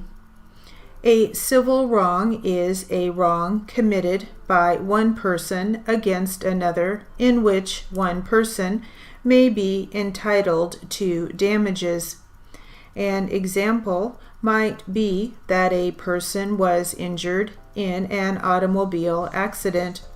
When this happens, the person hires an attorney. If the person decides to, he or she can act as his or her own attorney, but it is not always a good idea to do so. The person has a time limit in which to file the case. The time limit is called the statute of limitations.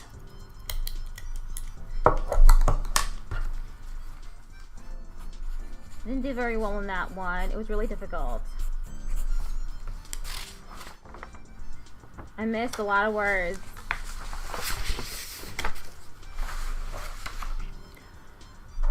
Let's finish up this literary that we started before called Getting Motivated. Getting motivated.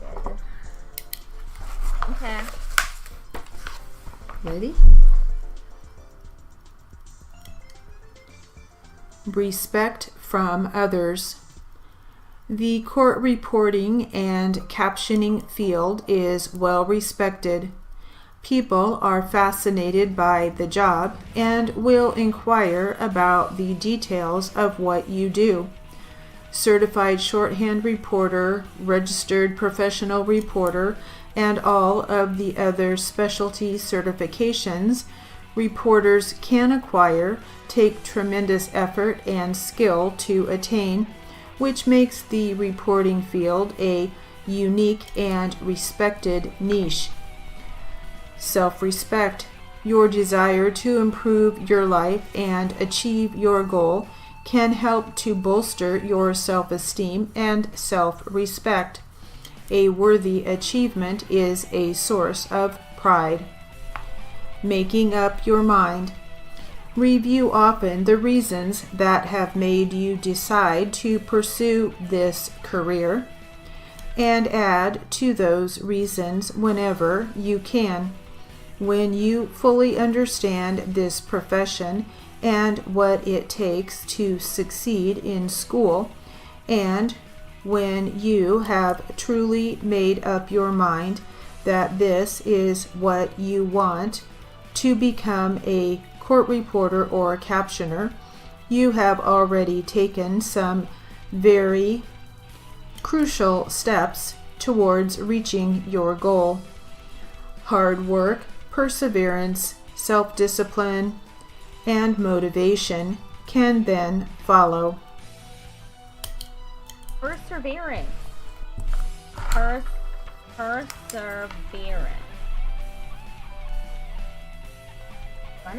Do I not know how to spell it? I don't know how to spell it. I added in an extra R. Perseverance. Right. Yeah, at least I did try my best. That's all I can do is just try my best. I'll eventually get faster. Ready? Okay. Ready. Let's finish up with this jury charge. Here we go. Every civil case and every criminal case is subject to this time limit, except one type of case. Let me restart that. I accidentally tried to write civil with a V at the beginning. Every civil case and every criminal case is subject to this time limit, except one type of case. The exception is a murder case. If you do not file a case within the prescribed time, you lose the right to sue the other person. The time you have to file a lawsuit depends upon the nature of the case. When a lawsuit is filed on behalf of a minor, the attorney must have a court order naming the parent or someone filing the suit on behalf of the minor as a guardian during the lawsuit. The first step in every lawsuit is the filing of a complaint in court. The complaint is called just that, a complaint. The person filing the complaint is called the plaintiff. The person against whom the complaint is filed is called the defendant.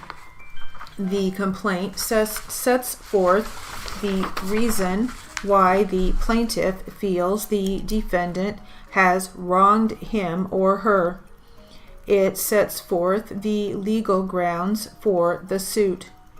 In other words, it sets forth the reason or cause of action. Some various causes of action are as follows: breach of contract, divorce, or negligence. In a breach of contract action, the attorney would allege in the complaint that the plaintiff has a contract. Similarly, if you say one thing at the deposition but another at the trial, your veracity will be questioned at the trial. Unless you can explain the discrepancy to the satisfaction of the jury. The jury may find it hard to believe anything you say because of this. You should answer deposition questions with as much care and thought as if you were sitting before a jury at a trial. Okay, ad break is about to start, so I'll be right back.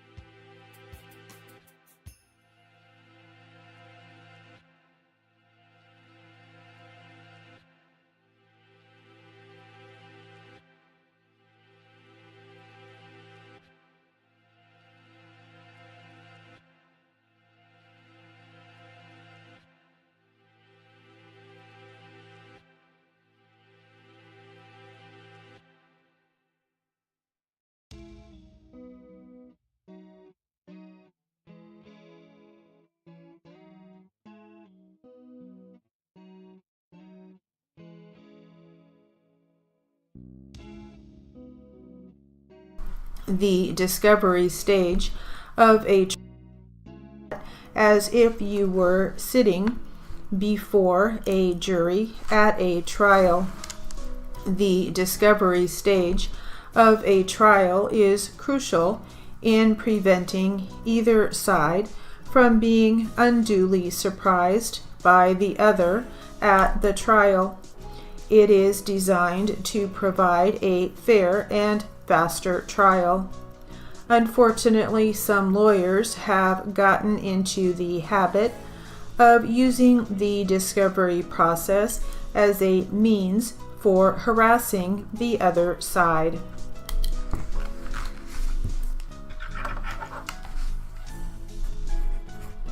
Harassing the other side, huh? I wonder what they do. I was able to write veracity.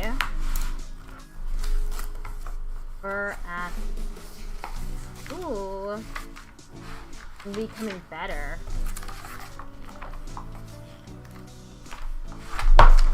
All right, let's start this literary. Another literary. And it is called How Important is Punctuation? Oh, it is so important. For transcripts, punctuation is so important. Has to be perfect. Ready? Punctuation is extremely important. Without it, sentences cannot be understood. I need to know how to write punctuation.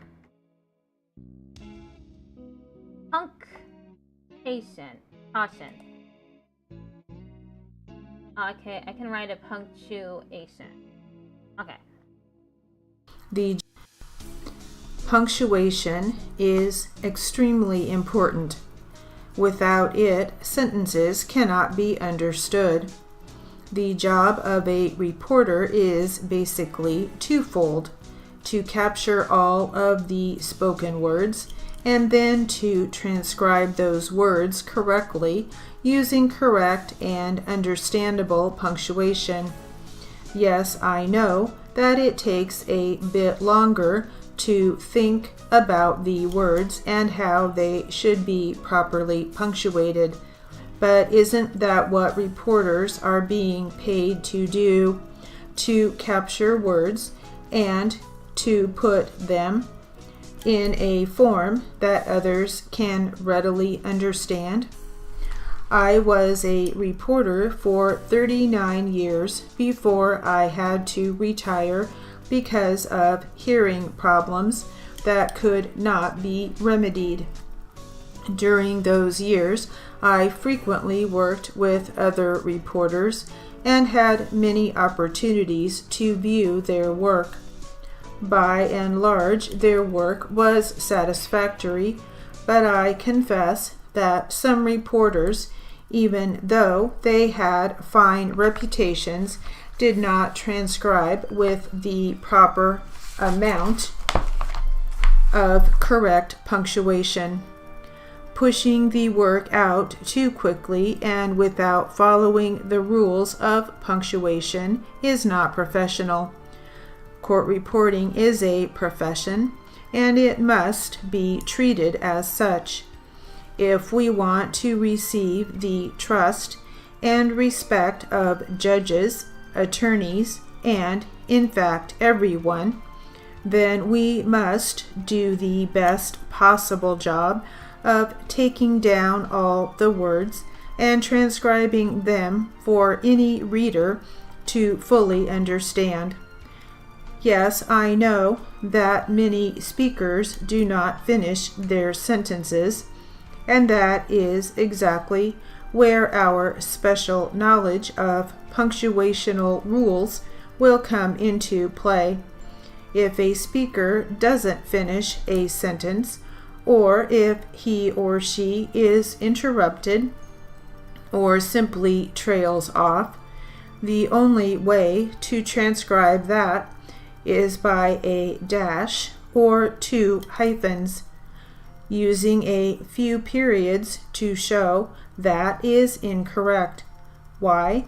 Because 3 or 4 periods is strictly reserved for ellipsis. Ellipsis must be employed when one is quoting and deliberately leaves some words out. If those omitted words come at the beginning or middle of the quote, then 3 periods must be used to show that there was a deliberate omission. If the omitted words come at the end of the quote, then 4 periods must be used to show that there were words omitted at the end of the quote. that is 3 plus 1 for the sentence ending, period.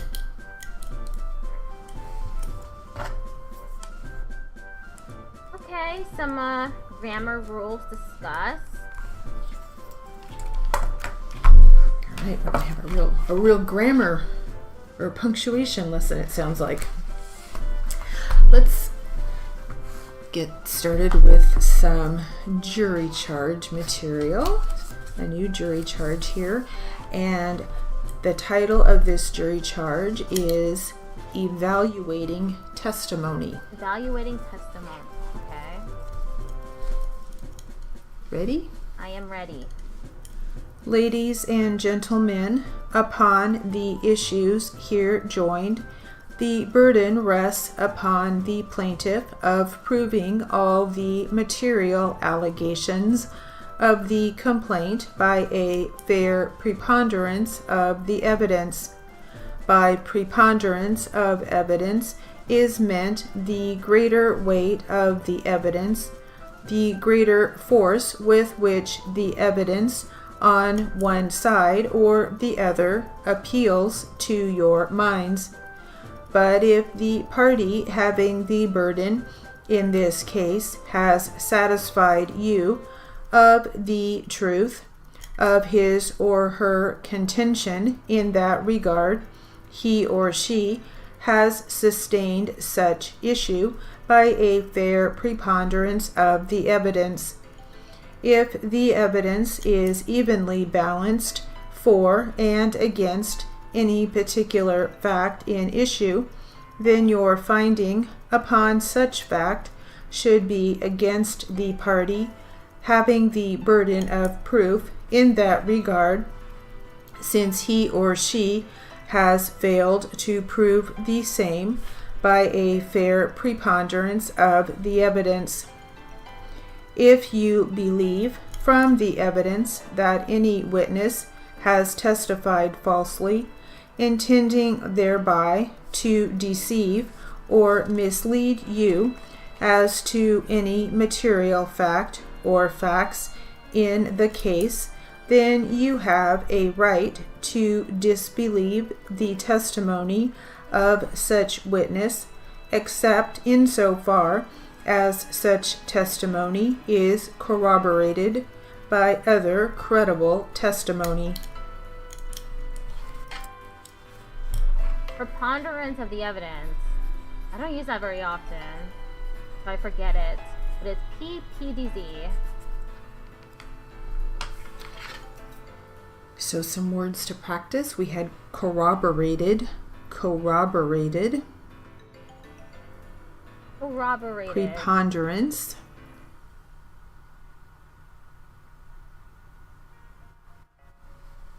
Okay, corroborated. Corroborate.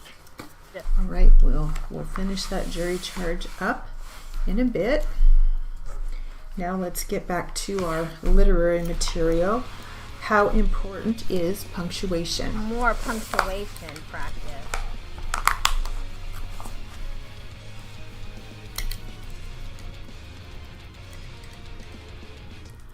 Unfortunately, some court reporting programs are incorrectly instructing reporting students to put in a series of periods to denote an interruption or a trailing off.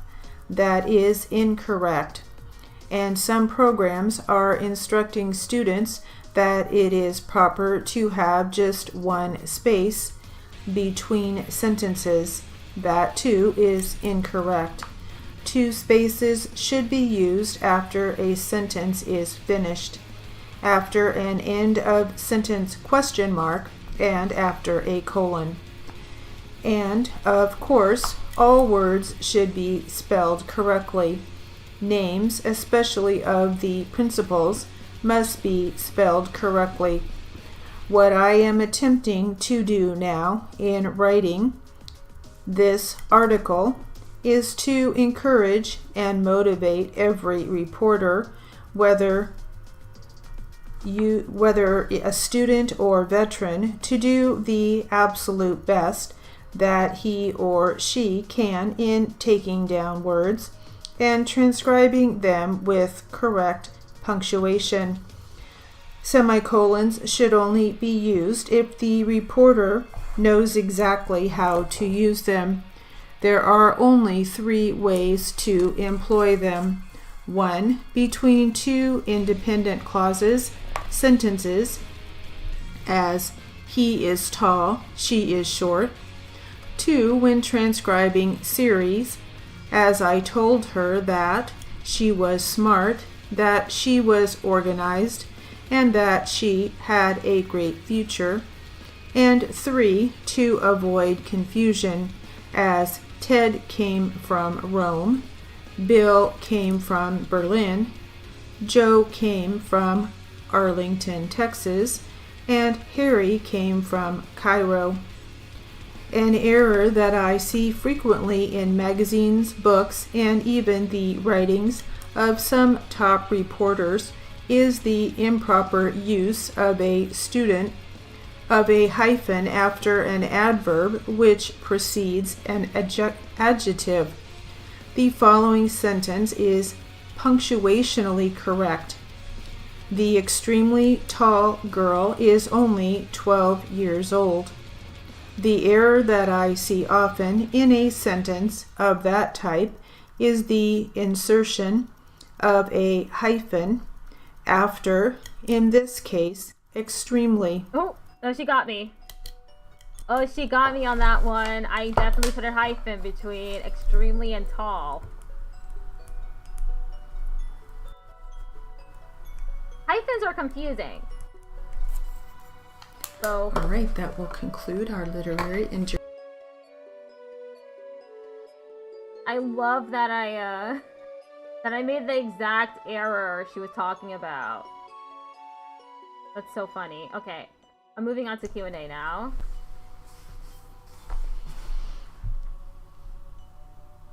Welcome to Q&A practice. We'll start with the plaintiff. Plaintiff. Ready? Who would make the resolution as to whether money or other convenient installments would be made? I think the document speaks for itself. Has the trust had any net income to date? No.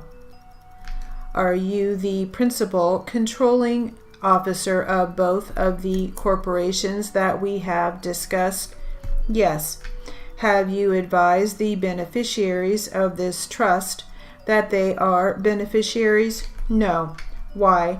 Well, they are minors. I just didn't see any reason to. Why does the trust terminate 20 years and a day after the date of its establishment? If you know. I don't know.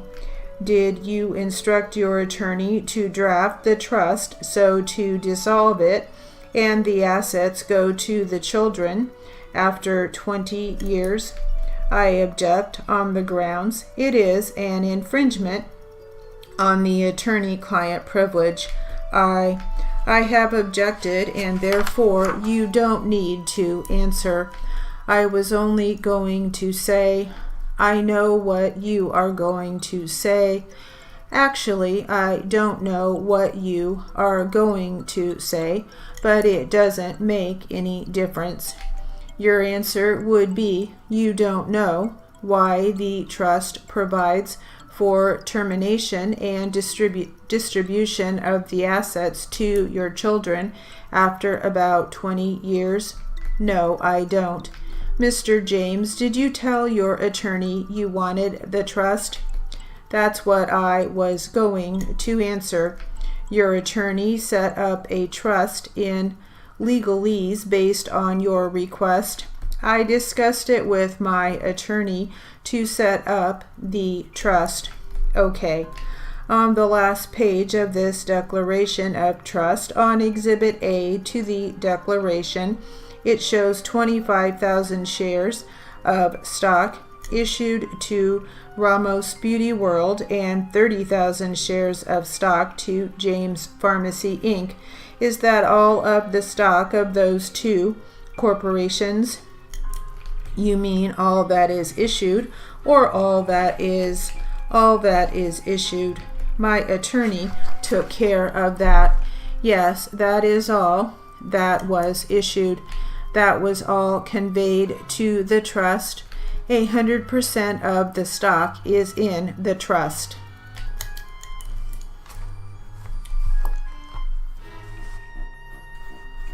Oh my god.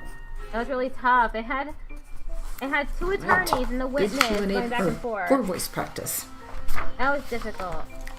All right, let's get to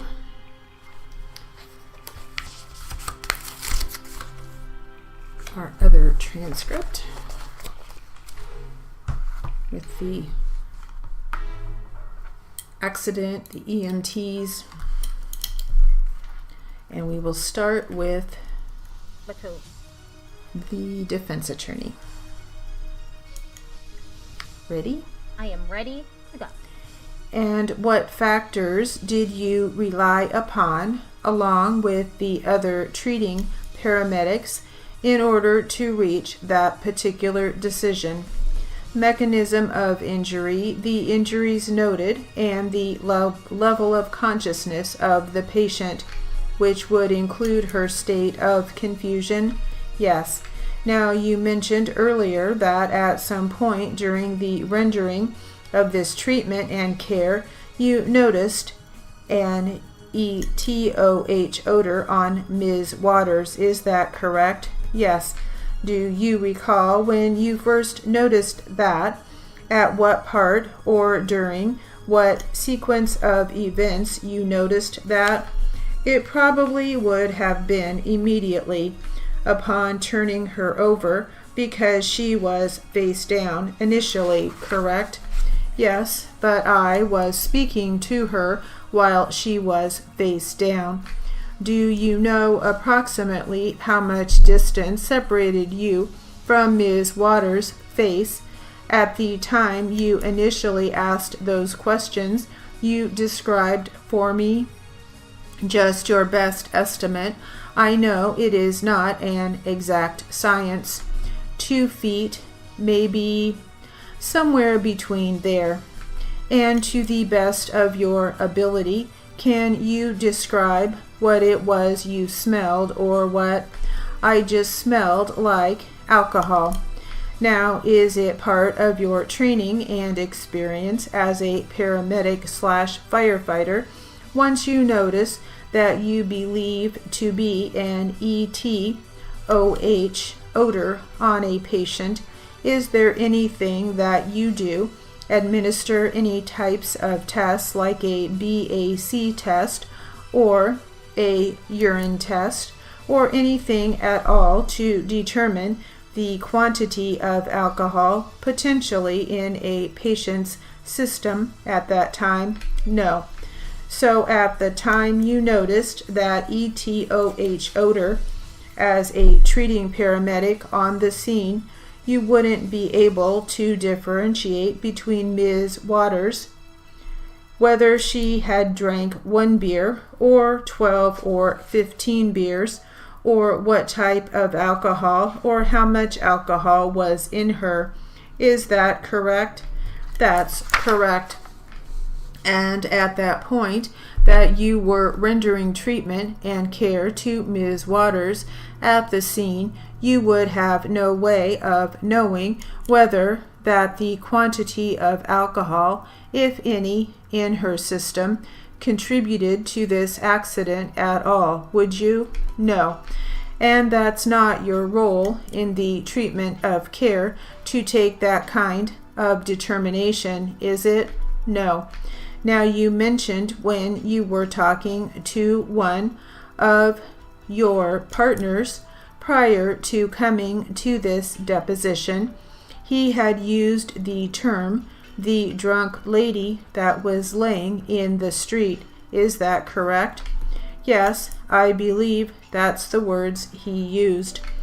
Do you know if he had any information separate and apart from the information that you're providing us with today that allowed him to come to that conclusion that to quantify the amount of alcohol in Ms. Waters' system that evening?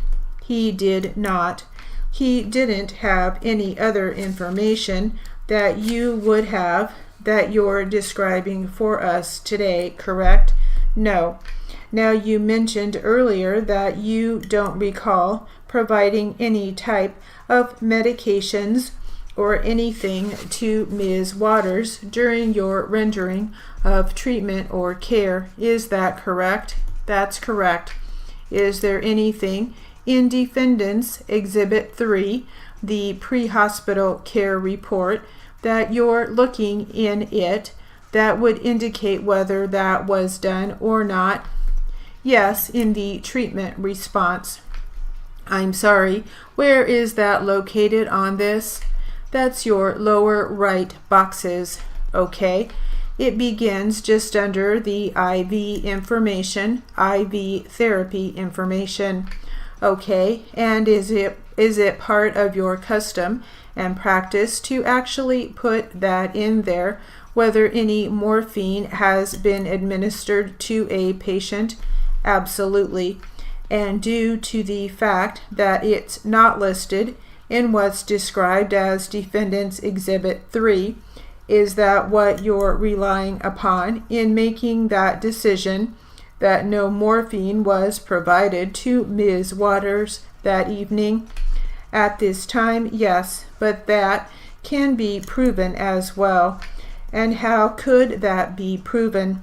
We have written documentation of narcotic logs that we have to document what patients received, what narcotics, because those are controlled drugs, and we have to be responsible for every one given and restock. Do you know what that particular document's entitled? Is it just a narcotic log? I believe it is just our controlled substance log. Is it a part of your custom and practice to carry one of those documents with you on a call, such as the one that you received for Ms. Waters? They're located in the paramedic van. Based on your recollection, have you ever seen a narcotic log for Ms. Waters' case? No. Do you know? Let me just interpose, sorry, a late objection. Sure, that it lacks foundation. Okay. Oh, that's it for that. Okay, test time.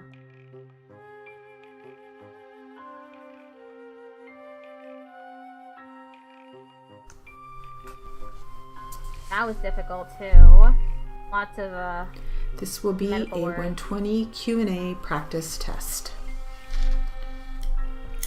Plaintiff Attorney Mr. Wolf, capital W-O-L-F. Defense Attorney Ms. MS period Allison, A-L-L-Y-S-O-N.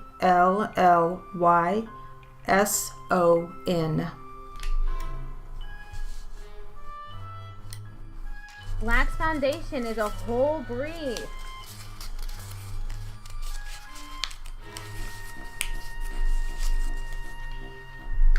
We'll start with the defense attorney. Okay, we're starting with defense. Ready? Okay, and how long did that go on for? I'd say probably until August 2013. Okay, and then what happened in August of 2013? I went on vacation and I didn't have that feeling. And how long did you go on vacation for? 2 weeks. And then did it come back when you returned to work? Yes. Again, was it happening once a week near the end of the week? At first. And did it change at some point? Yes. When? probably around May or June of this year, or of 2014. 2014, okay. And then what happened in June of 2014? Sometimes it would start hurting during the week at the end of the day. And was it still a feeling of tightness? Yes. So it would also hurt during the week. Would it generally last for what? For an hour or a day? Well, actually it would be by the end of the day. And, well, sometimes I would feel it while I would be sitting in my chair at work. I'd feel uncomfortable. So I would constantly lean up and lean back. Did you? But mostly it was at its worst in the evening by the time I would get home, and maybe just one day during the week and at the end of the week. Okay, all right, and have you ever had them look at your chair for ergonomics and all that? Did they do any of that? No, not at that time. What's that answer, please? No. Okay, thank you. And did you do anything else besides change your position to make yourself feel better?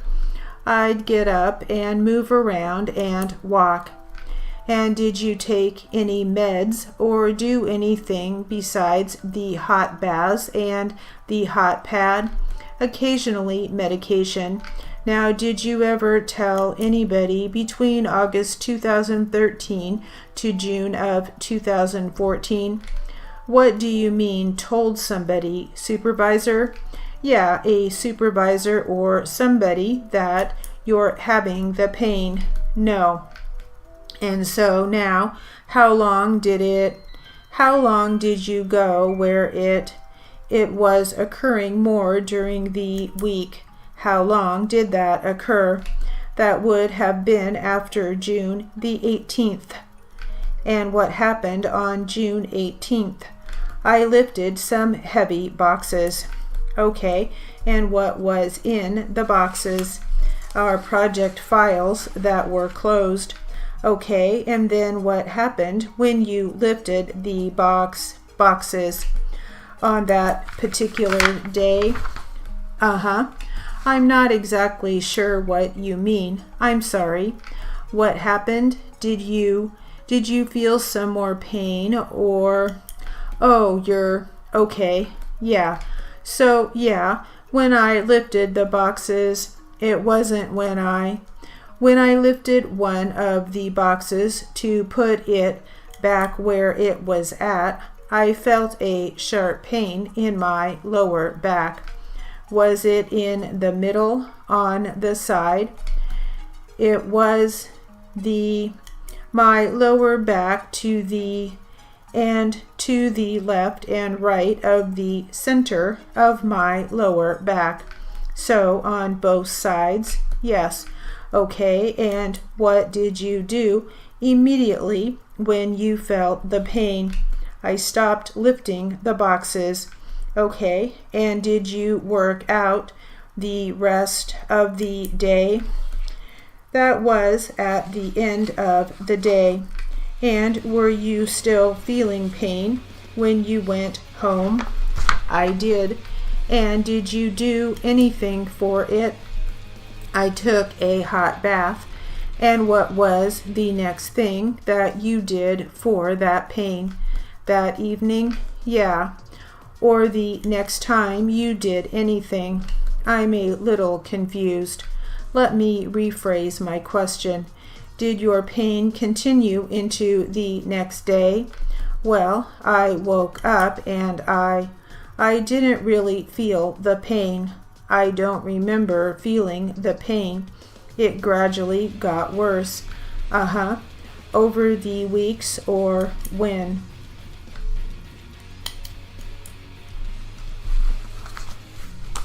Ah, I didn't do very good on the test. Okay. We still got an hour left in the stream. Now moving on to class 10. Doing another drill. Welcome to drill practice. Let's get started with some words. And these words are legal words. Let's give them a try. Is it Latin and Ready? French? Probably not Latin and French. Annulment. Political. Argumentative. Skid marks. Discussion. Statute. Wherein. Contract. Etc. Partial. Proxy. Payable. Collusion. Emanate. Pension. Lawsuit. Articulate. Husband. Appropriation. Discriminate. Flashlight. Arbitrator. Parties. Therefore. Assignment. Influenced. Heir. Maturity. Note. Guilty. Guardian. Claim. Relevant. Permit. You have been here since the beginning. I didn't know Hypocrisy. that. Hypocrisy. Essentially. Wisdom. Essentially. Or no. Injunction. Injunction. Assault. Oh. Endorsement.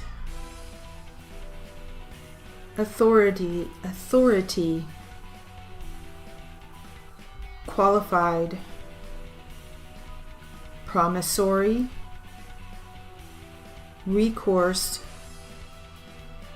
Installment. Circuit. Denial. Error. I got some of that wrong, like hypocrisy. I don't remember how to spell that word. This is what happens when you do steno. You forget how words are spelled.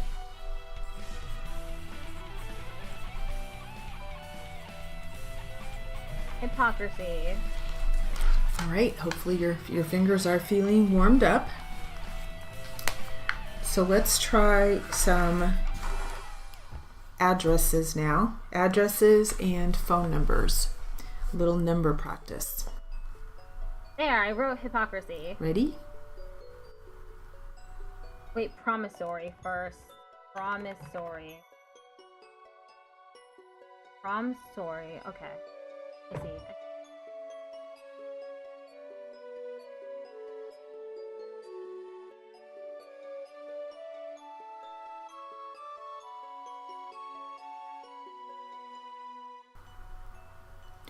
Two, 1, 5. Wait, what did she say we're working on? Phone numbers. addresses now. Addresses and phone numbers. Okay, addresses Little and number phone numbers. practice. Okay, I guess we're doing that. Ready? I'll go with addresses anyway. 215 Butter of the East peanut. Brown Hall, Alfred, New York 14802 607 587 3427 6500 Jericho Turnpike, Comic, New York 11725 631 499 7100 11 Park Place, 4th floor, I usually find the weird stuff more entertaining. New York, New York. A lot of people haven't heard of stenography. 10007 212 962 0002 100 South Limestone Street, P.O. Box 570, Springfield, Ohio 45501 937 328 8080 3110 Mustang Road, Alvin, Texas 77511 281 756 3757 We're almost done with this. 901 Avenue K, Grand Prairie, Texas 75050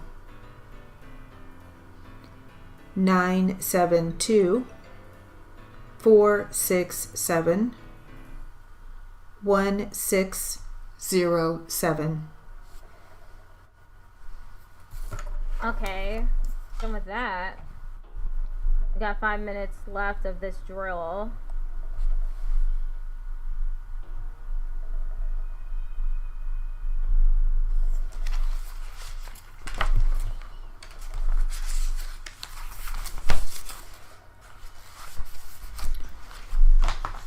All right, let's try some names. Not names. Names and spellings. I'm gonna skip names and spellings. I don't want to do spellings again. Paula L. Names and spellings for 5 minutes straight? C. He wanted to kill me. Very charged and literary. That's evil. Welcome to literary and jury charge practice. Let's get started with some literary material. Yeah, stenography is kind of entertaining to watch. It's why I stream it. Plus, you know, it gets people. It teaches people what stenography is. Practice. It's a and it keeps me practicing at least once a week. Sometimes I fall off of practice. Like I fell off the past 2 weeks. So me going for 4 hours straight is really good. They actually recommend that you practice 3 to 4 hours a day because of how difficult stenography is. But I fail that a lot of the time. I usually go for 2 hours instead. A necessity, not an option.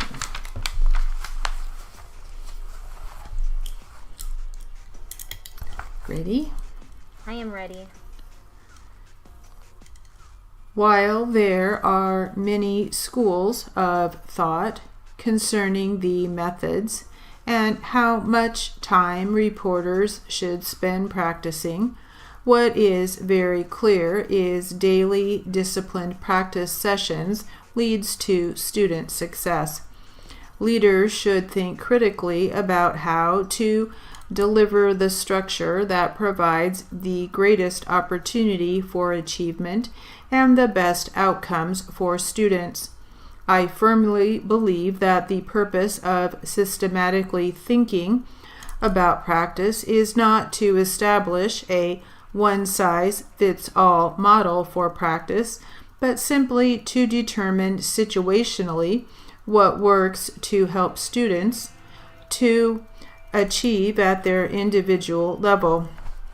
In my perfect world, learning rather than practice or seat time will be the core measure of progress, and students will be able to demonstrate in dynamic environments what they've learned from outset through to proficiency.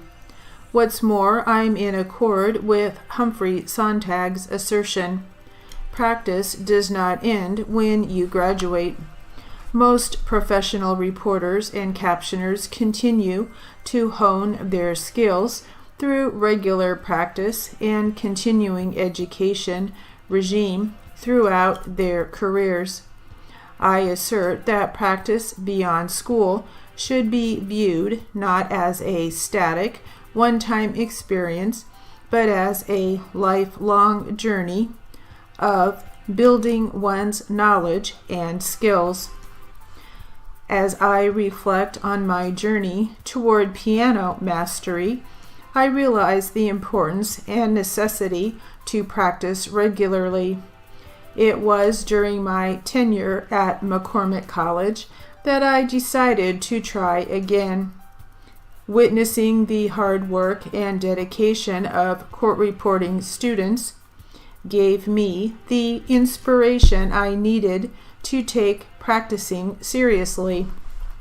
At times, when I'm dragging to get to my instrument, I often think about the time and effort court reporting students are putting into practice, and that gets me motivated. I have found my music again. I have court reporting to thank for that. Yeah, it is really difficult. It's mostly just memorization. You're trying to practice enough that you don't even think about what your fingers are doing. You just write. That's what makes it so difficult. All right, let's get back to some jury charge work, jury charge practice. And the subject of this jury charge is duress. Duress.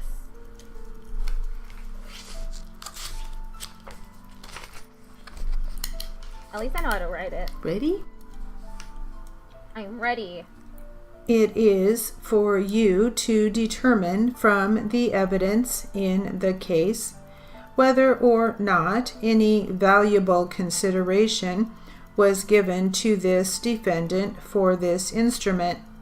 If you find from the evidence that the instrument was not given for any valuable consideration, then plaintiff cannot recover, and your verdict should be in defendant's favor. The second defense set out is that this instrument was obtained under duress. Duress may be defined as the coercion of one person by another by means of bodily restraint, threats of serious injury, pressure or constraint to such extent as to virtually take away the free agency of the person threatened and compel him to go against his will and destroy his power of refusing to comply with the unlawful demands of another. Duress is a species of fraud in which compulsion in some form is the means employed. A note of contract obtained by duress cannot be enforced in an action of this kind. The burden of proof in this case rests upon the defendant on each of these two defenses to prove the same by a preponderance of the evidence, that is, by a greater weight of the evidence. Now, if you find from the evidence under the rules given you that this written instrument was given for a valuable consideration and that it was not obtained by duress, then you should find a verdict in favor of the plaintiff for the amount claimed plus interest. On the other hand, if you find from the evidence under the rules given you that there was no consideration given for this instrument, or if you find from the evidence that this instrument was obtained from the defendant by duress, then in either such case you should find a verdict in defendant's favor of no cause of action. Cause of action. It is pretty difficult. I did miss a bunch of words. Compulsion, I should look that one up. It's not in my dictionary, so I have to. All right, back to some literary material. Ready? Compulsion. I don't know how to write compulsion. In the midst of the hiking excursions, and after my blisters had blisters, we took a day at the Indian Hot Springs Spa, complete with mud baths and mineral springs. Everyone was genuinely blissful and engaging. It reminded me of our conventions and the camaraderie I have with all my fellow reporters, captioners, and students. One profound encounter I had was during a hot bath in a cave next to a gentleman who turned out to be an attorney who lives in Bradenton Beach, Florida, just a stone's throw away from where I live in Sarasota. Just like the court reporter and judge I met on the plane, we were put in each other's paths for a reason. He was on a bucket list adventure that ended at this spa in Idaho Springs, a town in Colorado that was once the boom of the gold rush and mining, with his friend and holistic doctor after being diagnosed with stage 4 colon cancer.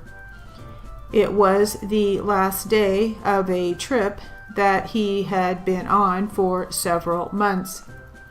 The Bradenton Beach man had had a minimal amount of chemotherapy months before his trip, but according to his doctor friend, he is now cancer-free. He credits the time spent nourishing his body, mind, soul, and spirit, and ridding himself of the stresses that he believes were ultimately responsible for the cancer.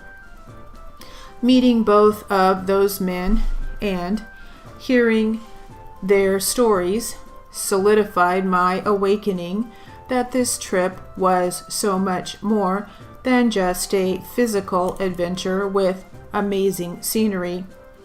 It was also a spiritual journey, taking me full circle to the beginning of this article.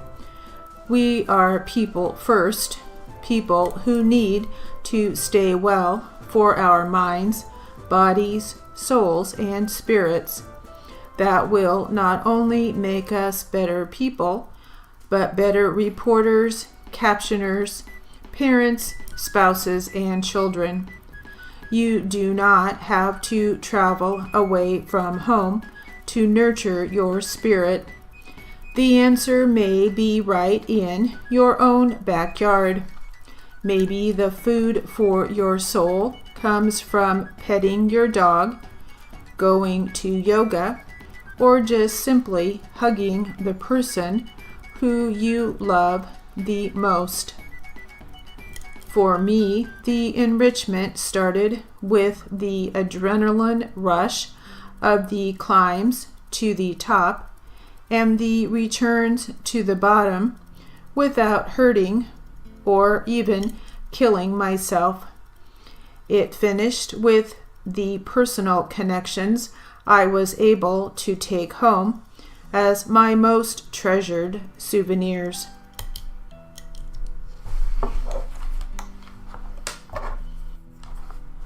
Okay, connection. Text. Okay, it's text.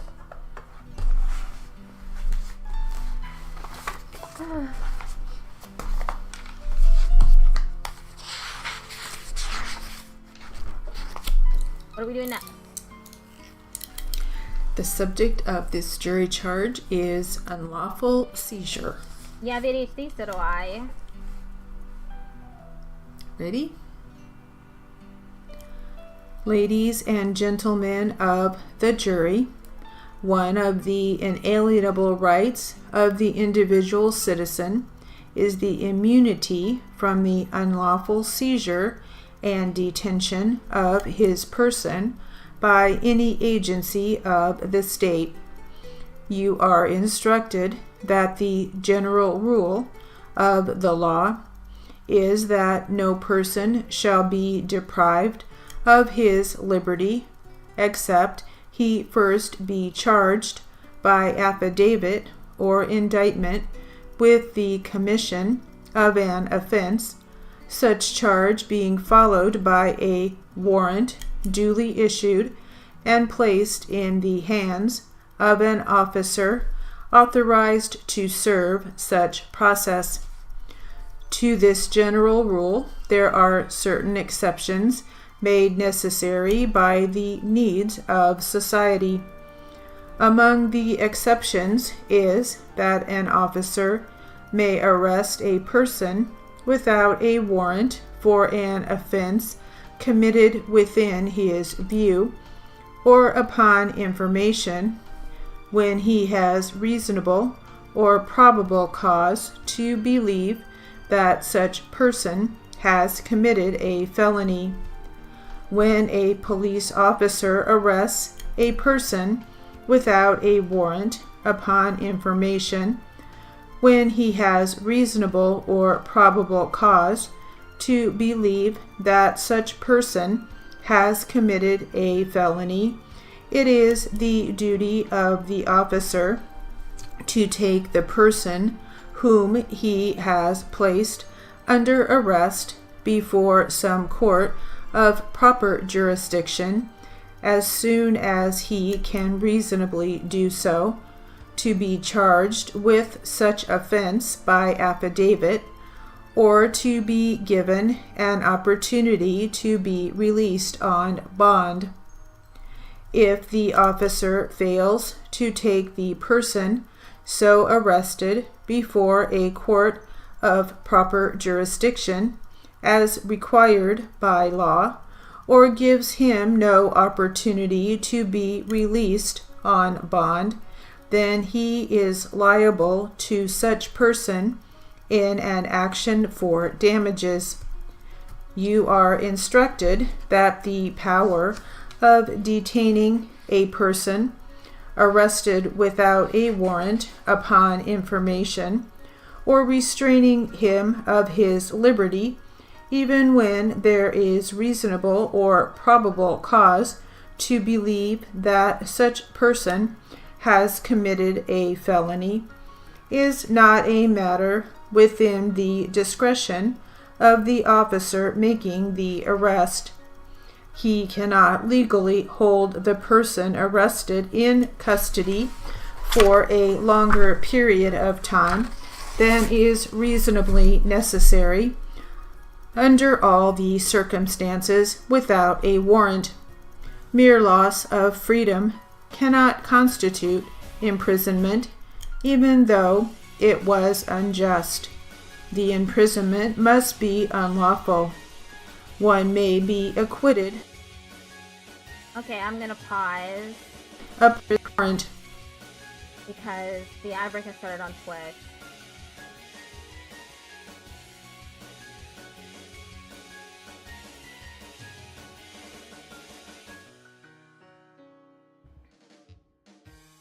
Discretion.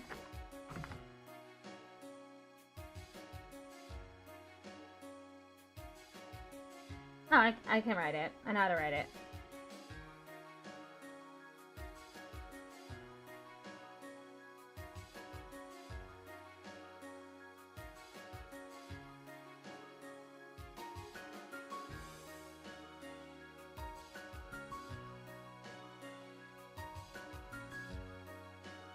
I might have to do another class.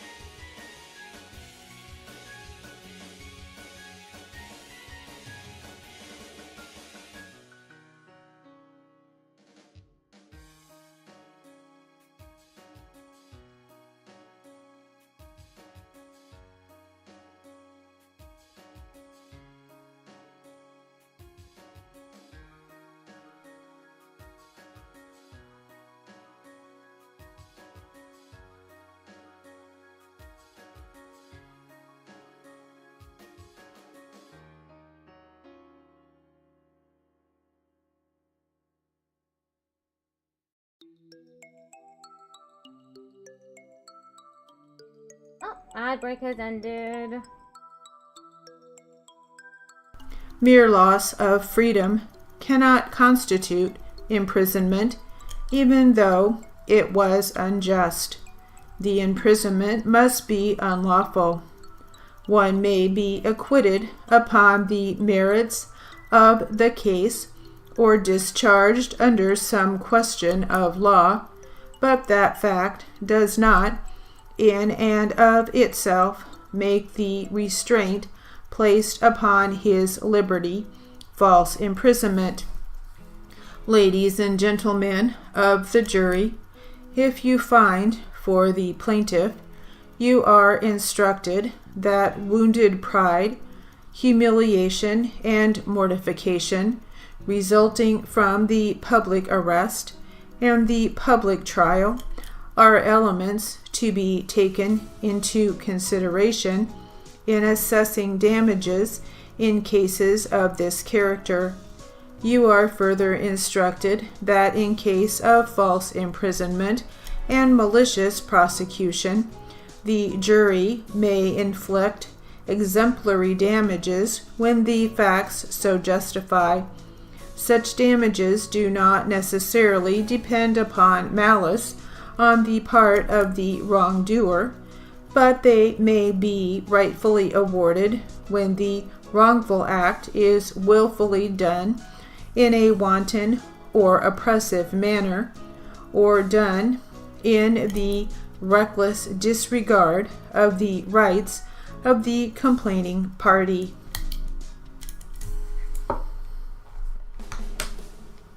That was difficult too. A lot of big words.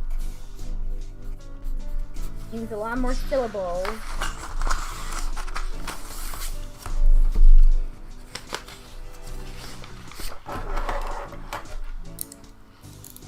Write a little more jury charge practice. The subject of this jury charge is plea for mercy. Plea for mercy. Ready?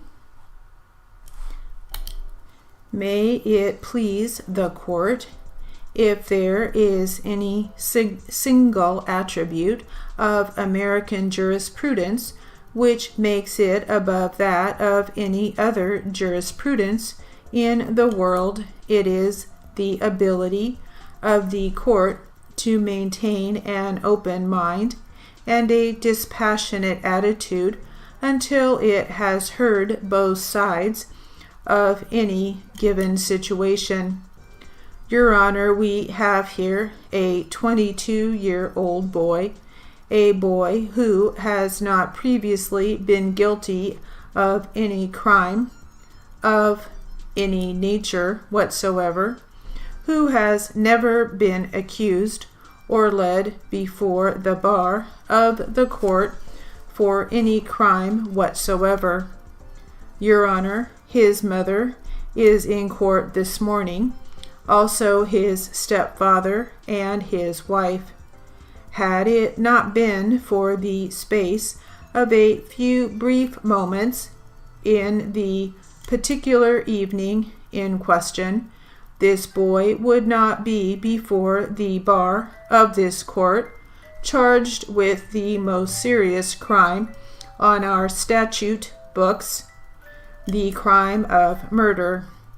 This boy has consistently adopted an attitude of contrition and sorrow and penitence for his act of that night. Witness the following, Your Honor. He gave himself up.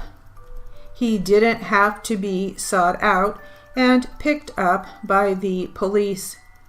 He didn't cause the police to search over the community for him. He gave himself up voluntarily to the police officers, and of his own free will and volition gave a statement to the police officers in the presence of Clifford Morrison, withholding nothing, telling everything that he knew, completely penitent, completely contrite. Your Honor, much has been said, making light of the Prohibition Act, the Volstead Act. If ever there was a justification for the act and its rigid enforcement, that justification is before Your Honor this morning. Here is a 22 years old, a boy. If he hadn't had 15 or 20 shots of whiskey in him and maybe a dozen beers, this boy would not be before the bar of this court this morning.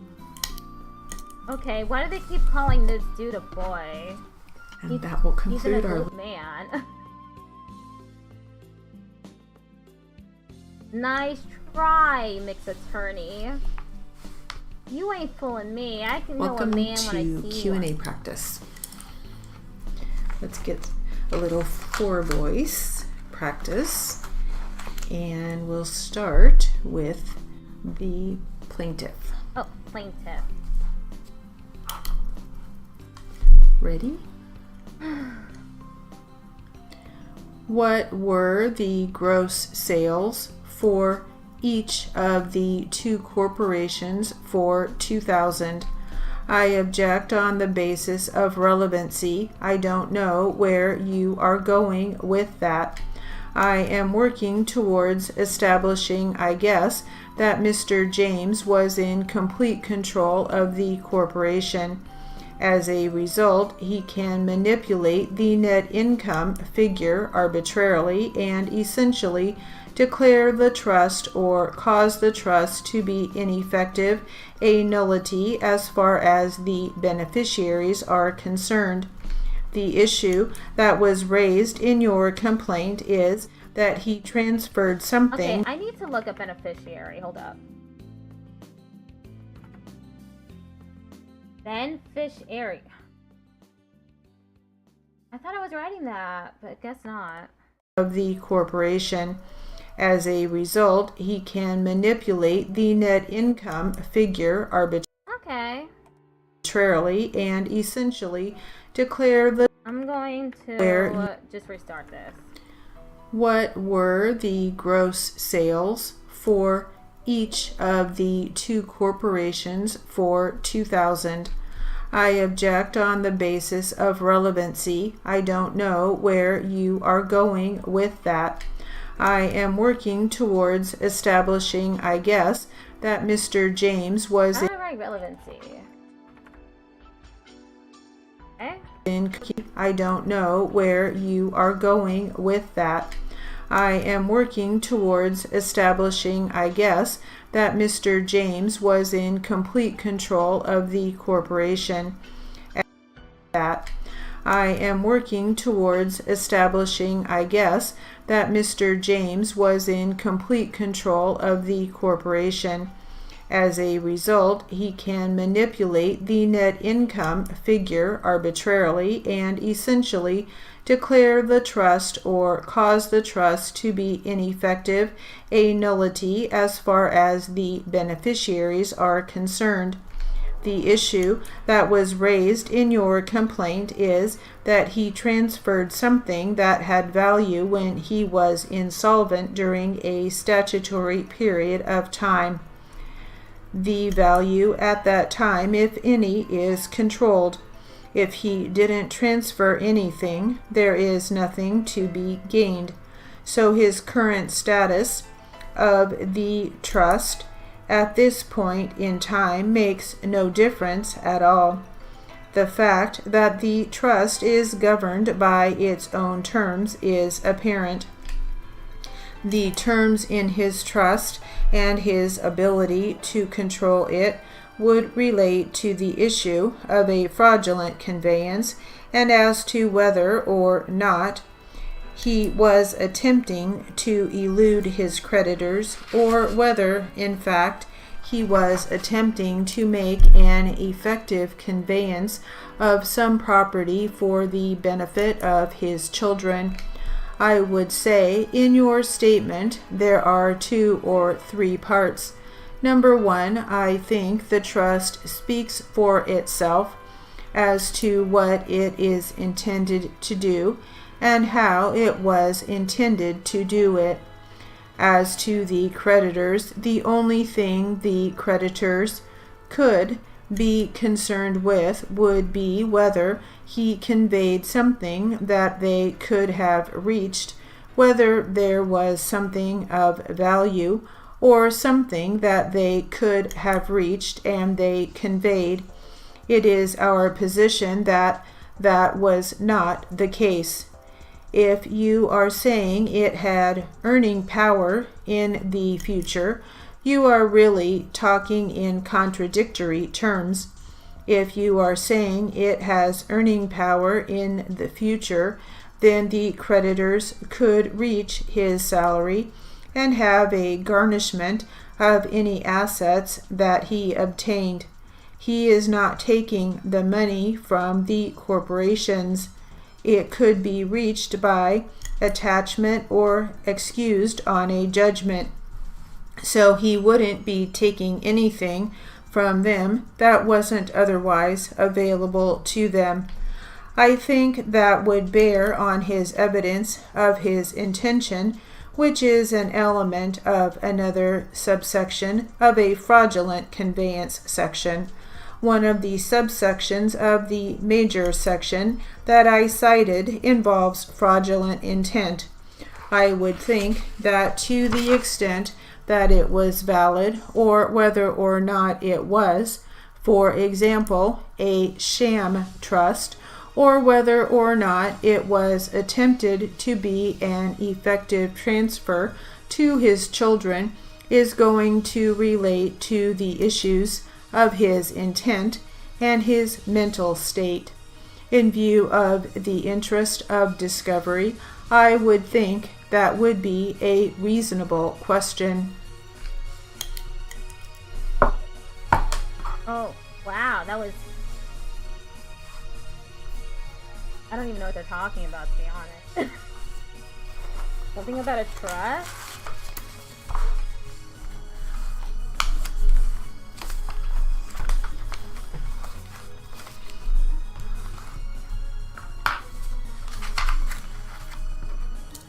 Right, and now we'll do a little practice with our other transcript. And we will start with the defense. Ready? As a part of your custom and practice, going out on calls as a paramedic firefighter for the Orange County Fire Authority, do you usually carry morphine with you in case it's necessary to administer that to a particular patient? Yes. Do you know if you had morphine with you on the evening of February 18th, 2007, when you received this call about Ms. Waters' incident? Yes.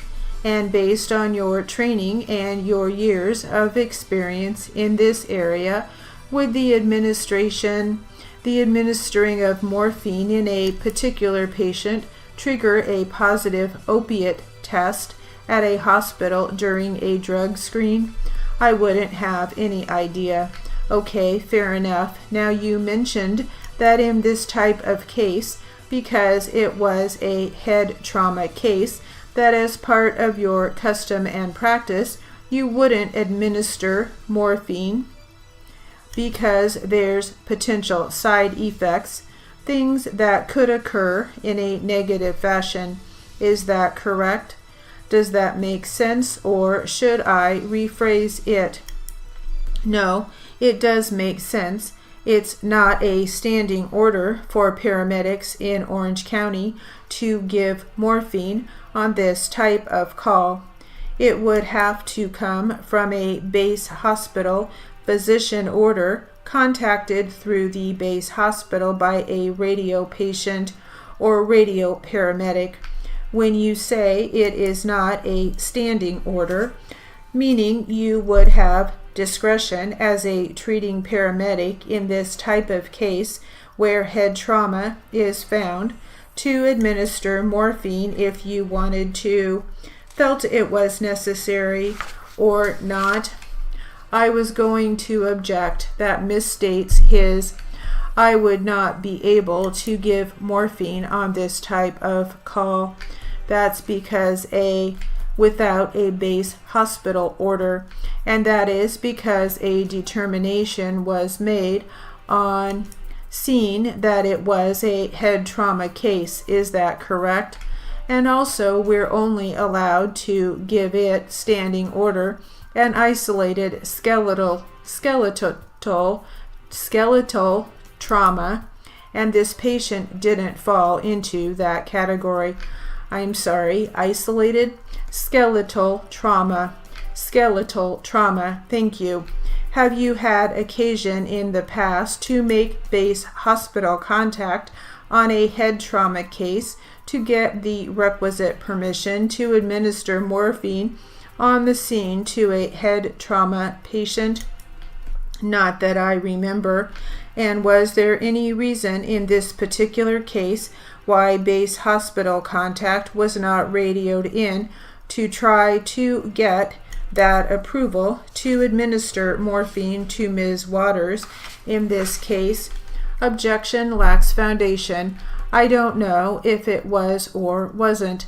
So you don't have any information one way or the other whether that was done or not done. No, you would have to listen to the radio report that's kept on tape at the base hospital, and there is a record of such a report as a part of your custom and practice that you're aware of. Yes, there is. Now, we talked earlier a little bit about the Glasgow test that you performed on Ms. Waters. I apologize if this was asked earlier. What is the purpose of the Glasgow test from a paramedic's perspective? It helps to evaluate the patient's eye, motor, and verbal status, and the lower the number that you receive, the worse off that the patient can be, and it also gives us a gauge from when we first saw them to what has changed and which direction their status is actually traveling. And based on the numbers that we talked about earlier, the abnormal finding was in the verbal section, where a normal would be a 5 reading, whereas you found Ms. Waters to be a little lower at a 4. Is that correct? That's correct. Maybe I should restart this. I think I'm going to restart it.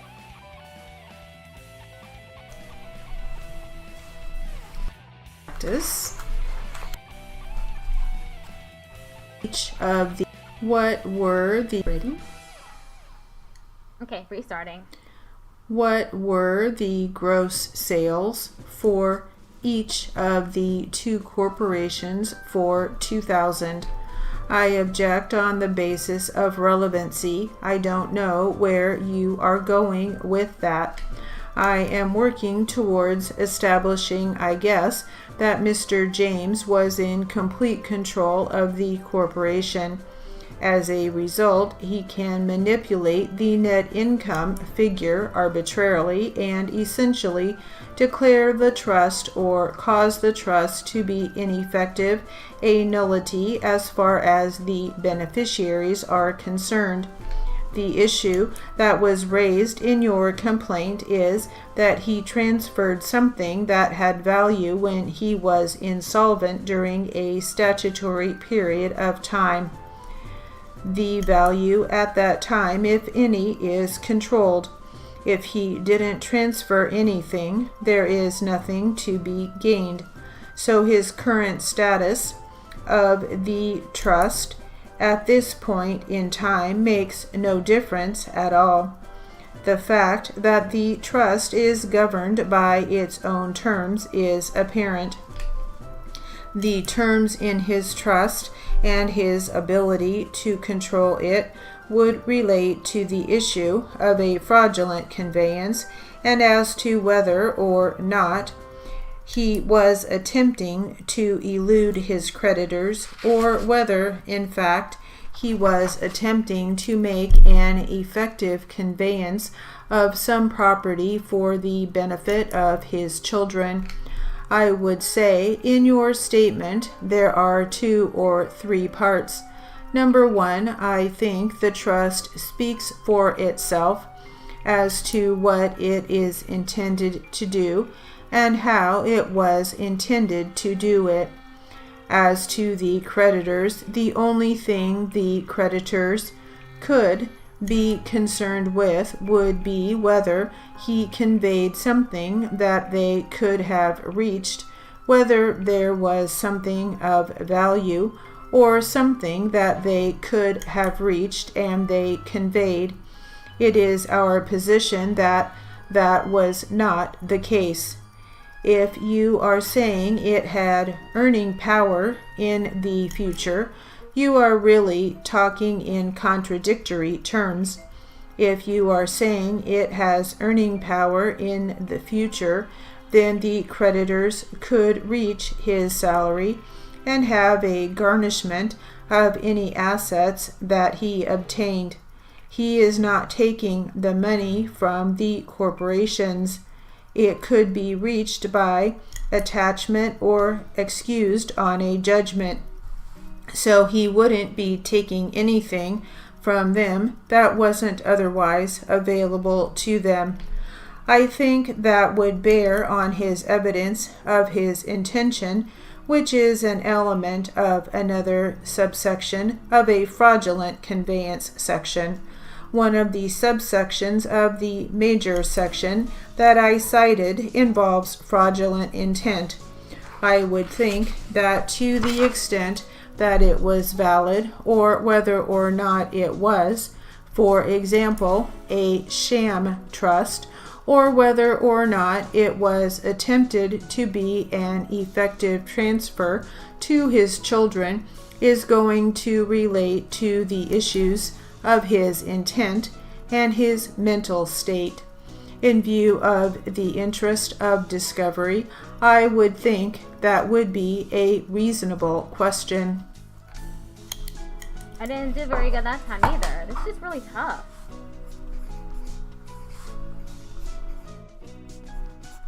A lot of words I've never written before, like conveyance. I don't know how to write manipulate either. Myth. Okay, it's myth.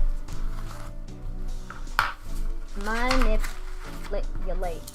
All right, and now we'll do a little practice with our other transcript. And we will start with the defense. Ready? Defense.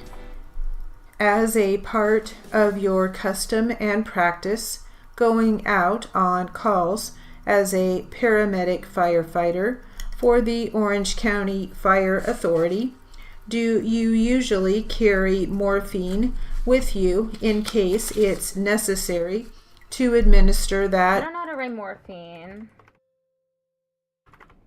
Am I writing it correctly? Morphine?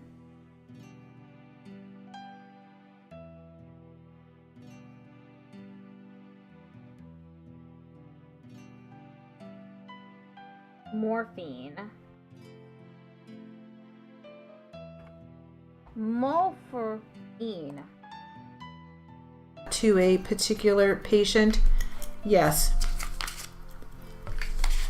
Do you know if you had morphine with you on the evening of February 18th, 2007, when you received this call about Ms. Waters' incident? Yes. And based on your training and your years of experience in this area, would the administering of morphine in a particular patient trigger a positive opiate test at a hospital during a drug screen? I wouldn't have any idea. Okay, fair enough. Now you mentioned that in this type of case, because it was a head trauma case, that as part of your custom and practice, you wouldn't administer This is tough. Okay, let me just test at a hospital during a drug screen. I wouldn't have any idea. Okay, fair enough. Now you mentioned that in this type of case, because it was a head trauma case, that as part of your custom and practice, you wouldn't administer morphine because there's potential side effects, things that could occur in a negative fashion. Is that correct? Does that make sense, or should I rephrase it? No, it does make sense. It's not a standing order for paramedics in Orange County to give morphine on this type of call. It would have to come from a base hospital physician order contacted through the base hospital by a radio patient or radio paramedic. When you say it is not a standing order, meaning you would have discretion as a treating paramedic in this type of case where head trauma is found to administer morphine if you wanted to, felt it was necessary or not. I was going to object. That misstates his I would not be able to give morphine on this type of call. That's because without a base hospital order, and that is because a determination was made on scene that it was a head trauma case. Is that correct? And also, we're only allowed to give it standing order and isolated skeletal trauma, and this patient didn't fall into that category. I'm sorry, isolated skeletal trauma. Thank you. Have you had occasion in the past to make base hospital contact on a head trauma case to get the requisite permission to administer morphine on the scene to a head trauma patient? Not that I remember. And was there any reason in this particular case why base hospital contact was not radioed in to try to get that approval to administer morphine to Ms. Waters in this case? Objection lacks foundation. I don't know if it was or wasn't. So you don't have any information one way or the other whether that was done or not done? No, you would have to listen to the radio report that's kept on tape at the base hospital, and there is a record of such a report as a part of your custom and practice that you're aware of? Yes, there is. Now, we talked earlier a little bit about the Glasgow test that you performed on Ms. Waters. I apologize if this was asked earlier. What is the purpose of the Glasgow test from a paramedic's perspective?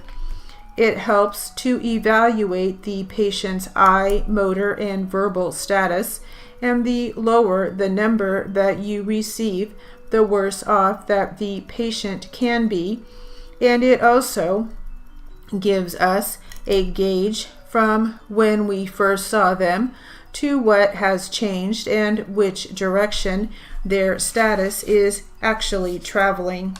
And based on the numbers that we talked about earlier, the abnormal finding was in the verbal section, where a normal would be a 5 reading, whereas you found Ms. Waters to be a little lower at a 4.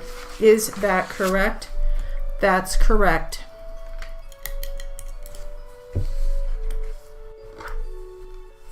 Okay, I'm gonna move on to the test.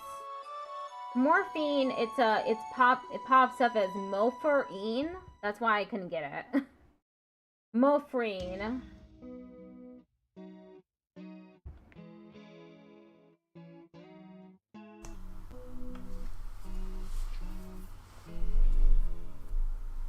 This is a 120 Q&A practice test.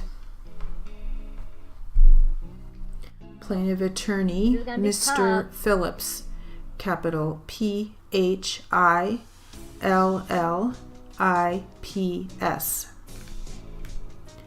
Defense attorney, Ms. MS period Scott, capital SCOTT.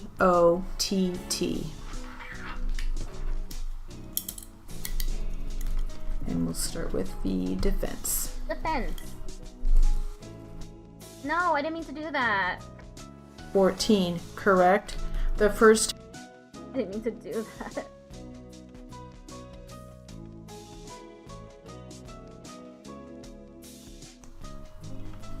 There. Ready? When was the first time that you went to the doctor for the pain?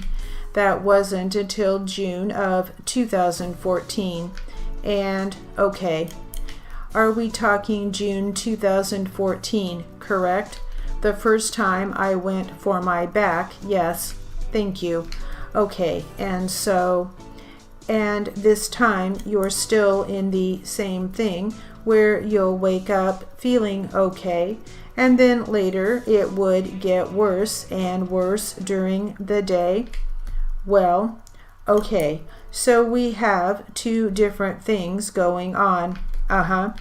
At first I was feeling the tightness in my shoulders, you know, right? Every now and then.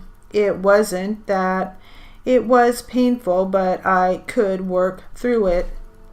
After I lifted those boxes over the course of maybe a week to 2 weeks, it gradually got worse to the point where I'd say after the first week, towards the end of the day, I'd be in horrible pain and I could barely walk. By the time I'd get home, I could barely walk. I'd take my showers. I think I was taking Motrin. I'm not sure what pain pill I was taking. And I'd feel, when I'd wake up in the morning, I'd feel okay.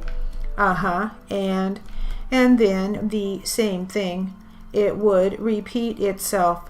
But by mid-August, it got to the point where a couple hours after I'd get to work and sitting in the chair, I'd experience that pain would start to come.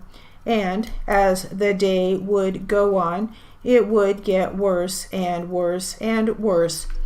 And were you feeling pain in your neck and shoulders and your low back, or just one? The neck and the shoulders and my mid-back got extremely worse. Okay, and the lower back. And was the pain in your shoulders and neck, is it still just a tightness or different? I'm sorry, can you repeat that? The pain in your shoulders, was it still just a feeling of tightness, or was it something different? It was something different. Can you describe it? It was more like a strain, like it was the tightness times 10. And you were still trying the meds and the hot baths? Yes. Okay. And then you went to the doctor in August. Where did you go? Can I just add this? Sure. Every day up until I went to the doctor, I would be in horrible pain.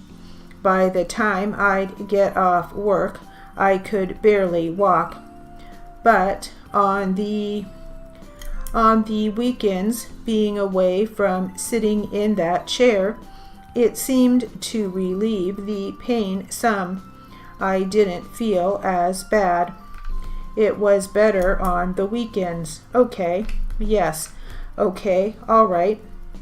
And then what doctor did you go to in June of 2014? It was a doctor at Kaiser. I don't remember the name, I'm sorry. And is Kaiser who you've had for your employee health benefit provider for how long? Since. Which Kaiser did you go to?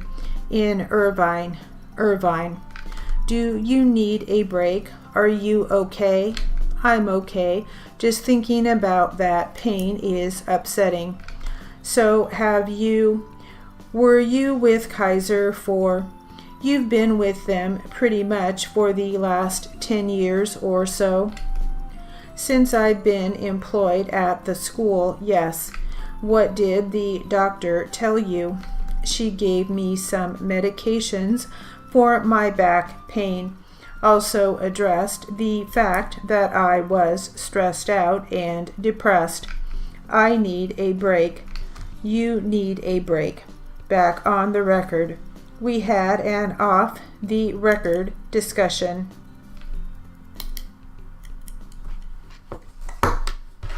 Okay, that's it for that.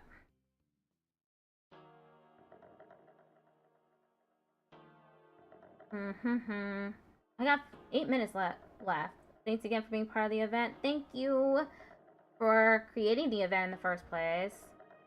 Gonna go live and I'll see you in a bit. Okay, I'll be waiting. I might just redo one of the things I was doing. I might redo this while I'm waiting. Why not redo it? It's really tough. Ready? What were the gross sales for each of the two corporations for 2000? I object on the basis of relevancy. I don't know where you are going with that. I am working towards establishing, I guess, that Mr. James was in complete control of the corporation. Oh, I messed it up immediately. Of the two corporations for 2000. I object on the basis of relevancy. I'm doing okay. I don't know where you are going with that. I am working towards establishing, I guess, that Mr. James was in complete control of the corporation. As a result, he can manipulate the net income figure arbitrarily and essentially declare the trust or cause the trust to be ineffective. Manipulate the net income figure arbitrarily and essentially declare the trust or cause the trust to be ineffective, a nullity as far as the beneficiaries are concerned. The issue that was raised in your complaint is that he transferred something that had value when he was insolvent during The issue that was raised in your complaint is that he transferred something that had value when he was insolvent during a statutory period. It's Monday. It's Sunday for me. 3:54 p.m.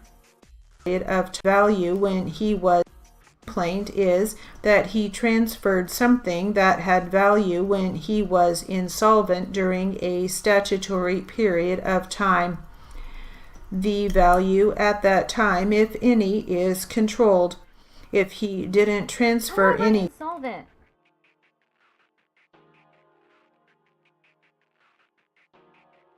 I don't know how to write it. Insolvent, maybe? A statutory period of time. In your complaint is that he transferred something that had value when he was insolvent during a statutory period of time.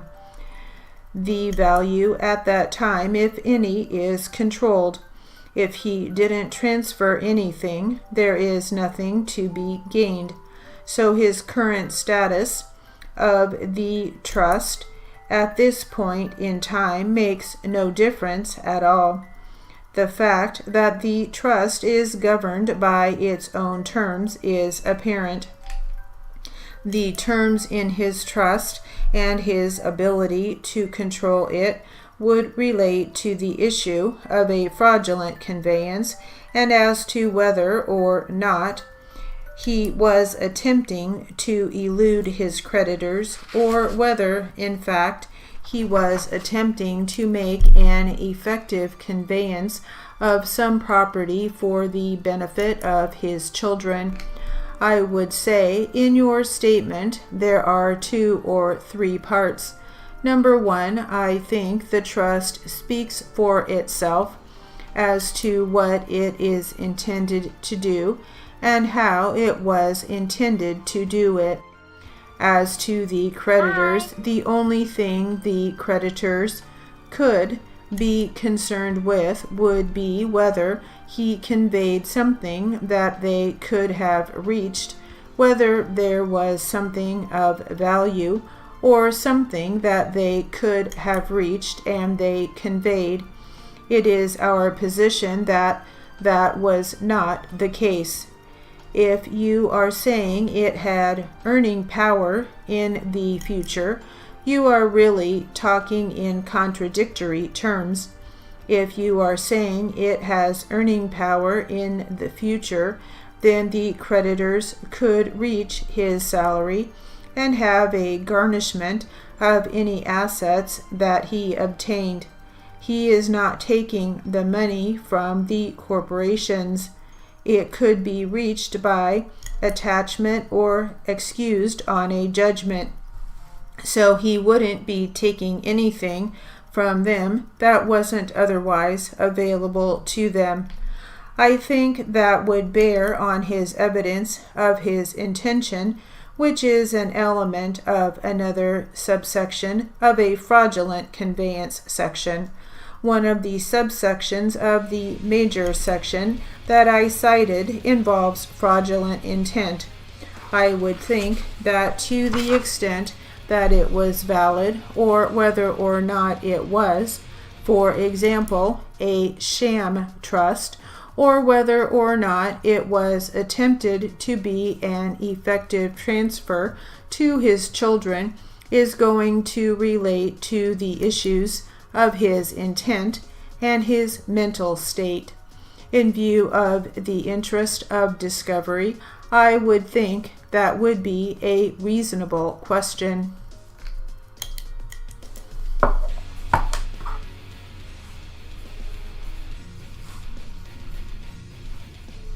This is the third time I've done this, and I'm still not getting most of it.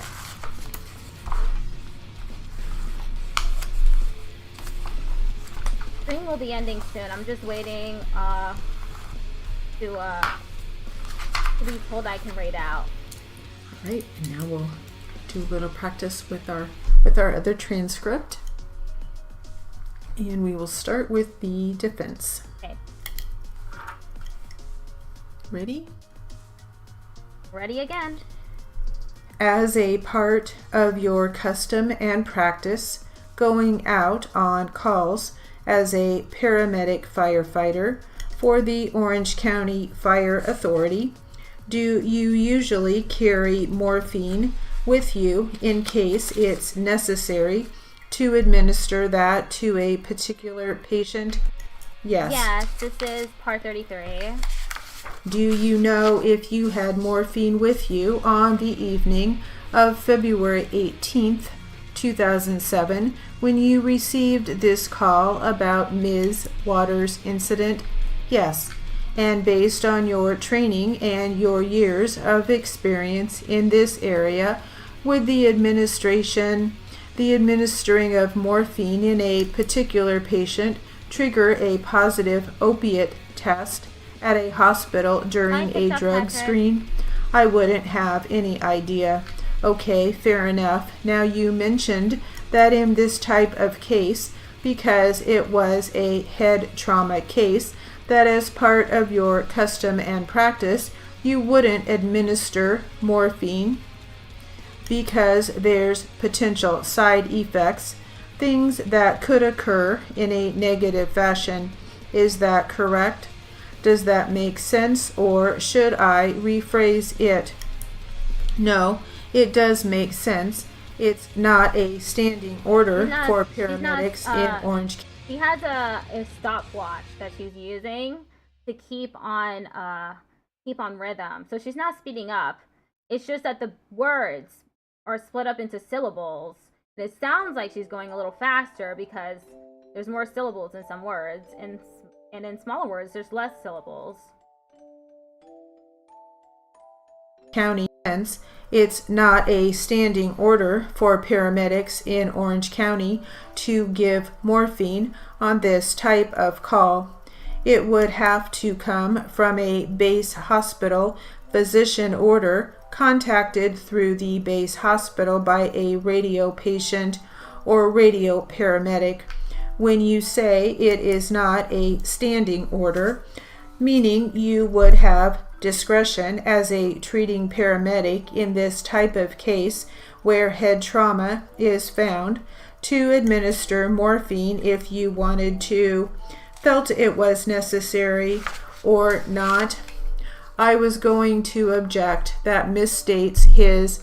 I would not be able to give morphine on this type of call. That's because A, without a base hospital order, and that is because a determination was made on scene that it was a head trauma case. Is that correct? And also, we're only allowed to give it standing order and isolated skeletal trauma, and this patient didn't fall into that category. I'm sorry, isolated skeletal trauma. Thank you. Have you had occasion in the past to make base hospital contact on a head trauma case to get the requisite permission to administer morphine on the scene to a head trauma patient? Not that I remember. And was there any reason in this particular case why base hospital contact was not radioed in to try to get that approval to administer morphine to Ms. Waters in this case? Objection lacks foundation. I don't know if it was or wasn't. So you don't have any information one way or the other whether that was done or not done? No, you would have to listen to the radio report that's kept on tape at the base hospital, and there is a record of such a report as a part of your custom and practice that you're aware of. Yes, there is. Now, we talked earlier a little bit about the Glasgow test that you performed on Ms. Waters. I apologize if this was asked earlier. What is the purpose of the Glasgow test from a paramedic's perspective? It helps to evaluate the patient's eye, motor, and verbal status, and the lower the number that you receive, the worse off that the patient can be, and it also gives us a gauge from when we first saw them to what has changed and which direction their status is actually traveling. And based on the numbers that we talked about earlier, the abnormal finding was in the verbal section, where a normal would be a 5 reading, whereas you found Ms. Waters to be a little lower at a 4. Is that correct? That's correct. I'm waiting to rate out.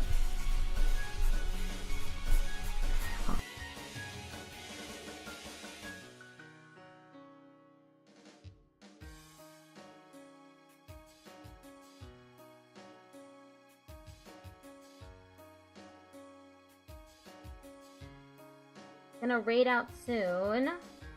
I'm just waiting for Anya to let me know that I can rate out.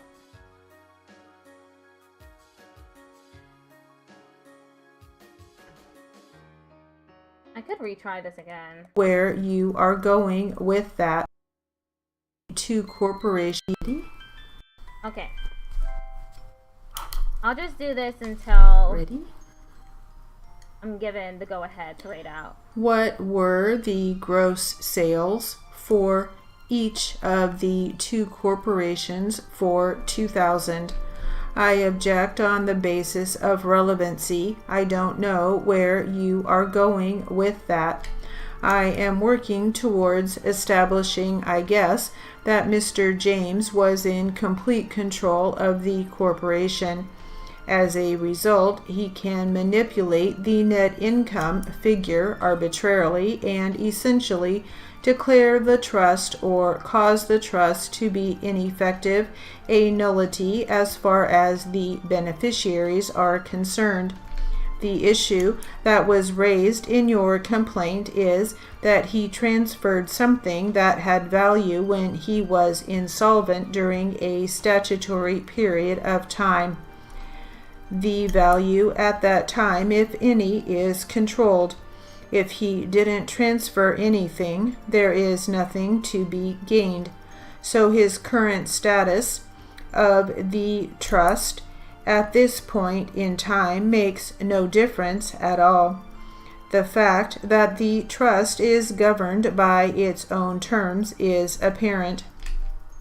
The terms in his trust and his ability to control it would relate to the issue of a fraudulent conveyance and as to whether or not he was attempting to elude his creditors, or whether, in fact, he was attempting to make an effective conveyance of some property for the benefit of his children. I would say in your statement there are 2 or 3 parts. Number 1, I think the trust speaks for itself as to what it is intended to do and how it was intended to do it. As to the creditors, the only thing the creditors could be concerned with would be whether he conveyed something that they could have reached, whether there was something of value or something that they could have reached and they conveyed. It is our position that that was not the case. If you are saying it had earning power in the future, you are really talking in contradictory terms. If you are saying it has earning power in the future, then the creditors could reach his salary and have a garnishment of any assets that he obtained. He is not taking the money from the corporations. It could be reached by attachment or excused on a judgment. Okay. I can read out now. Thank you everyone for sticking around. However many people. It's time to read out to Anya.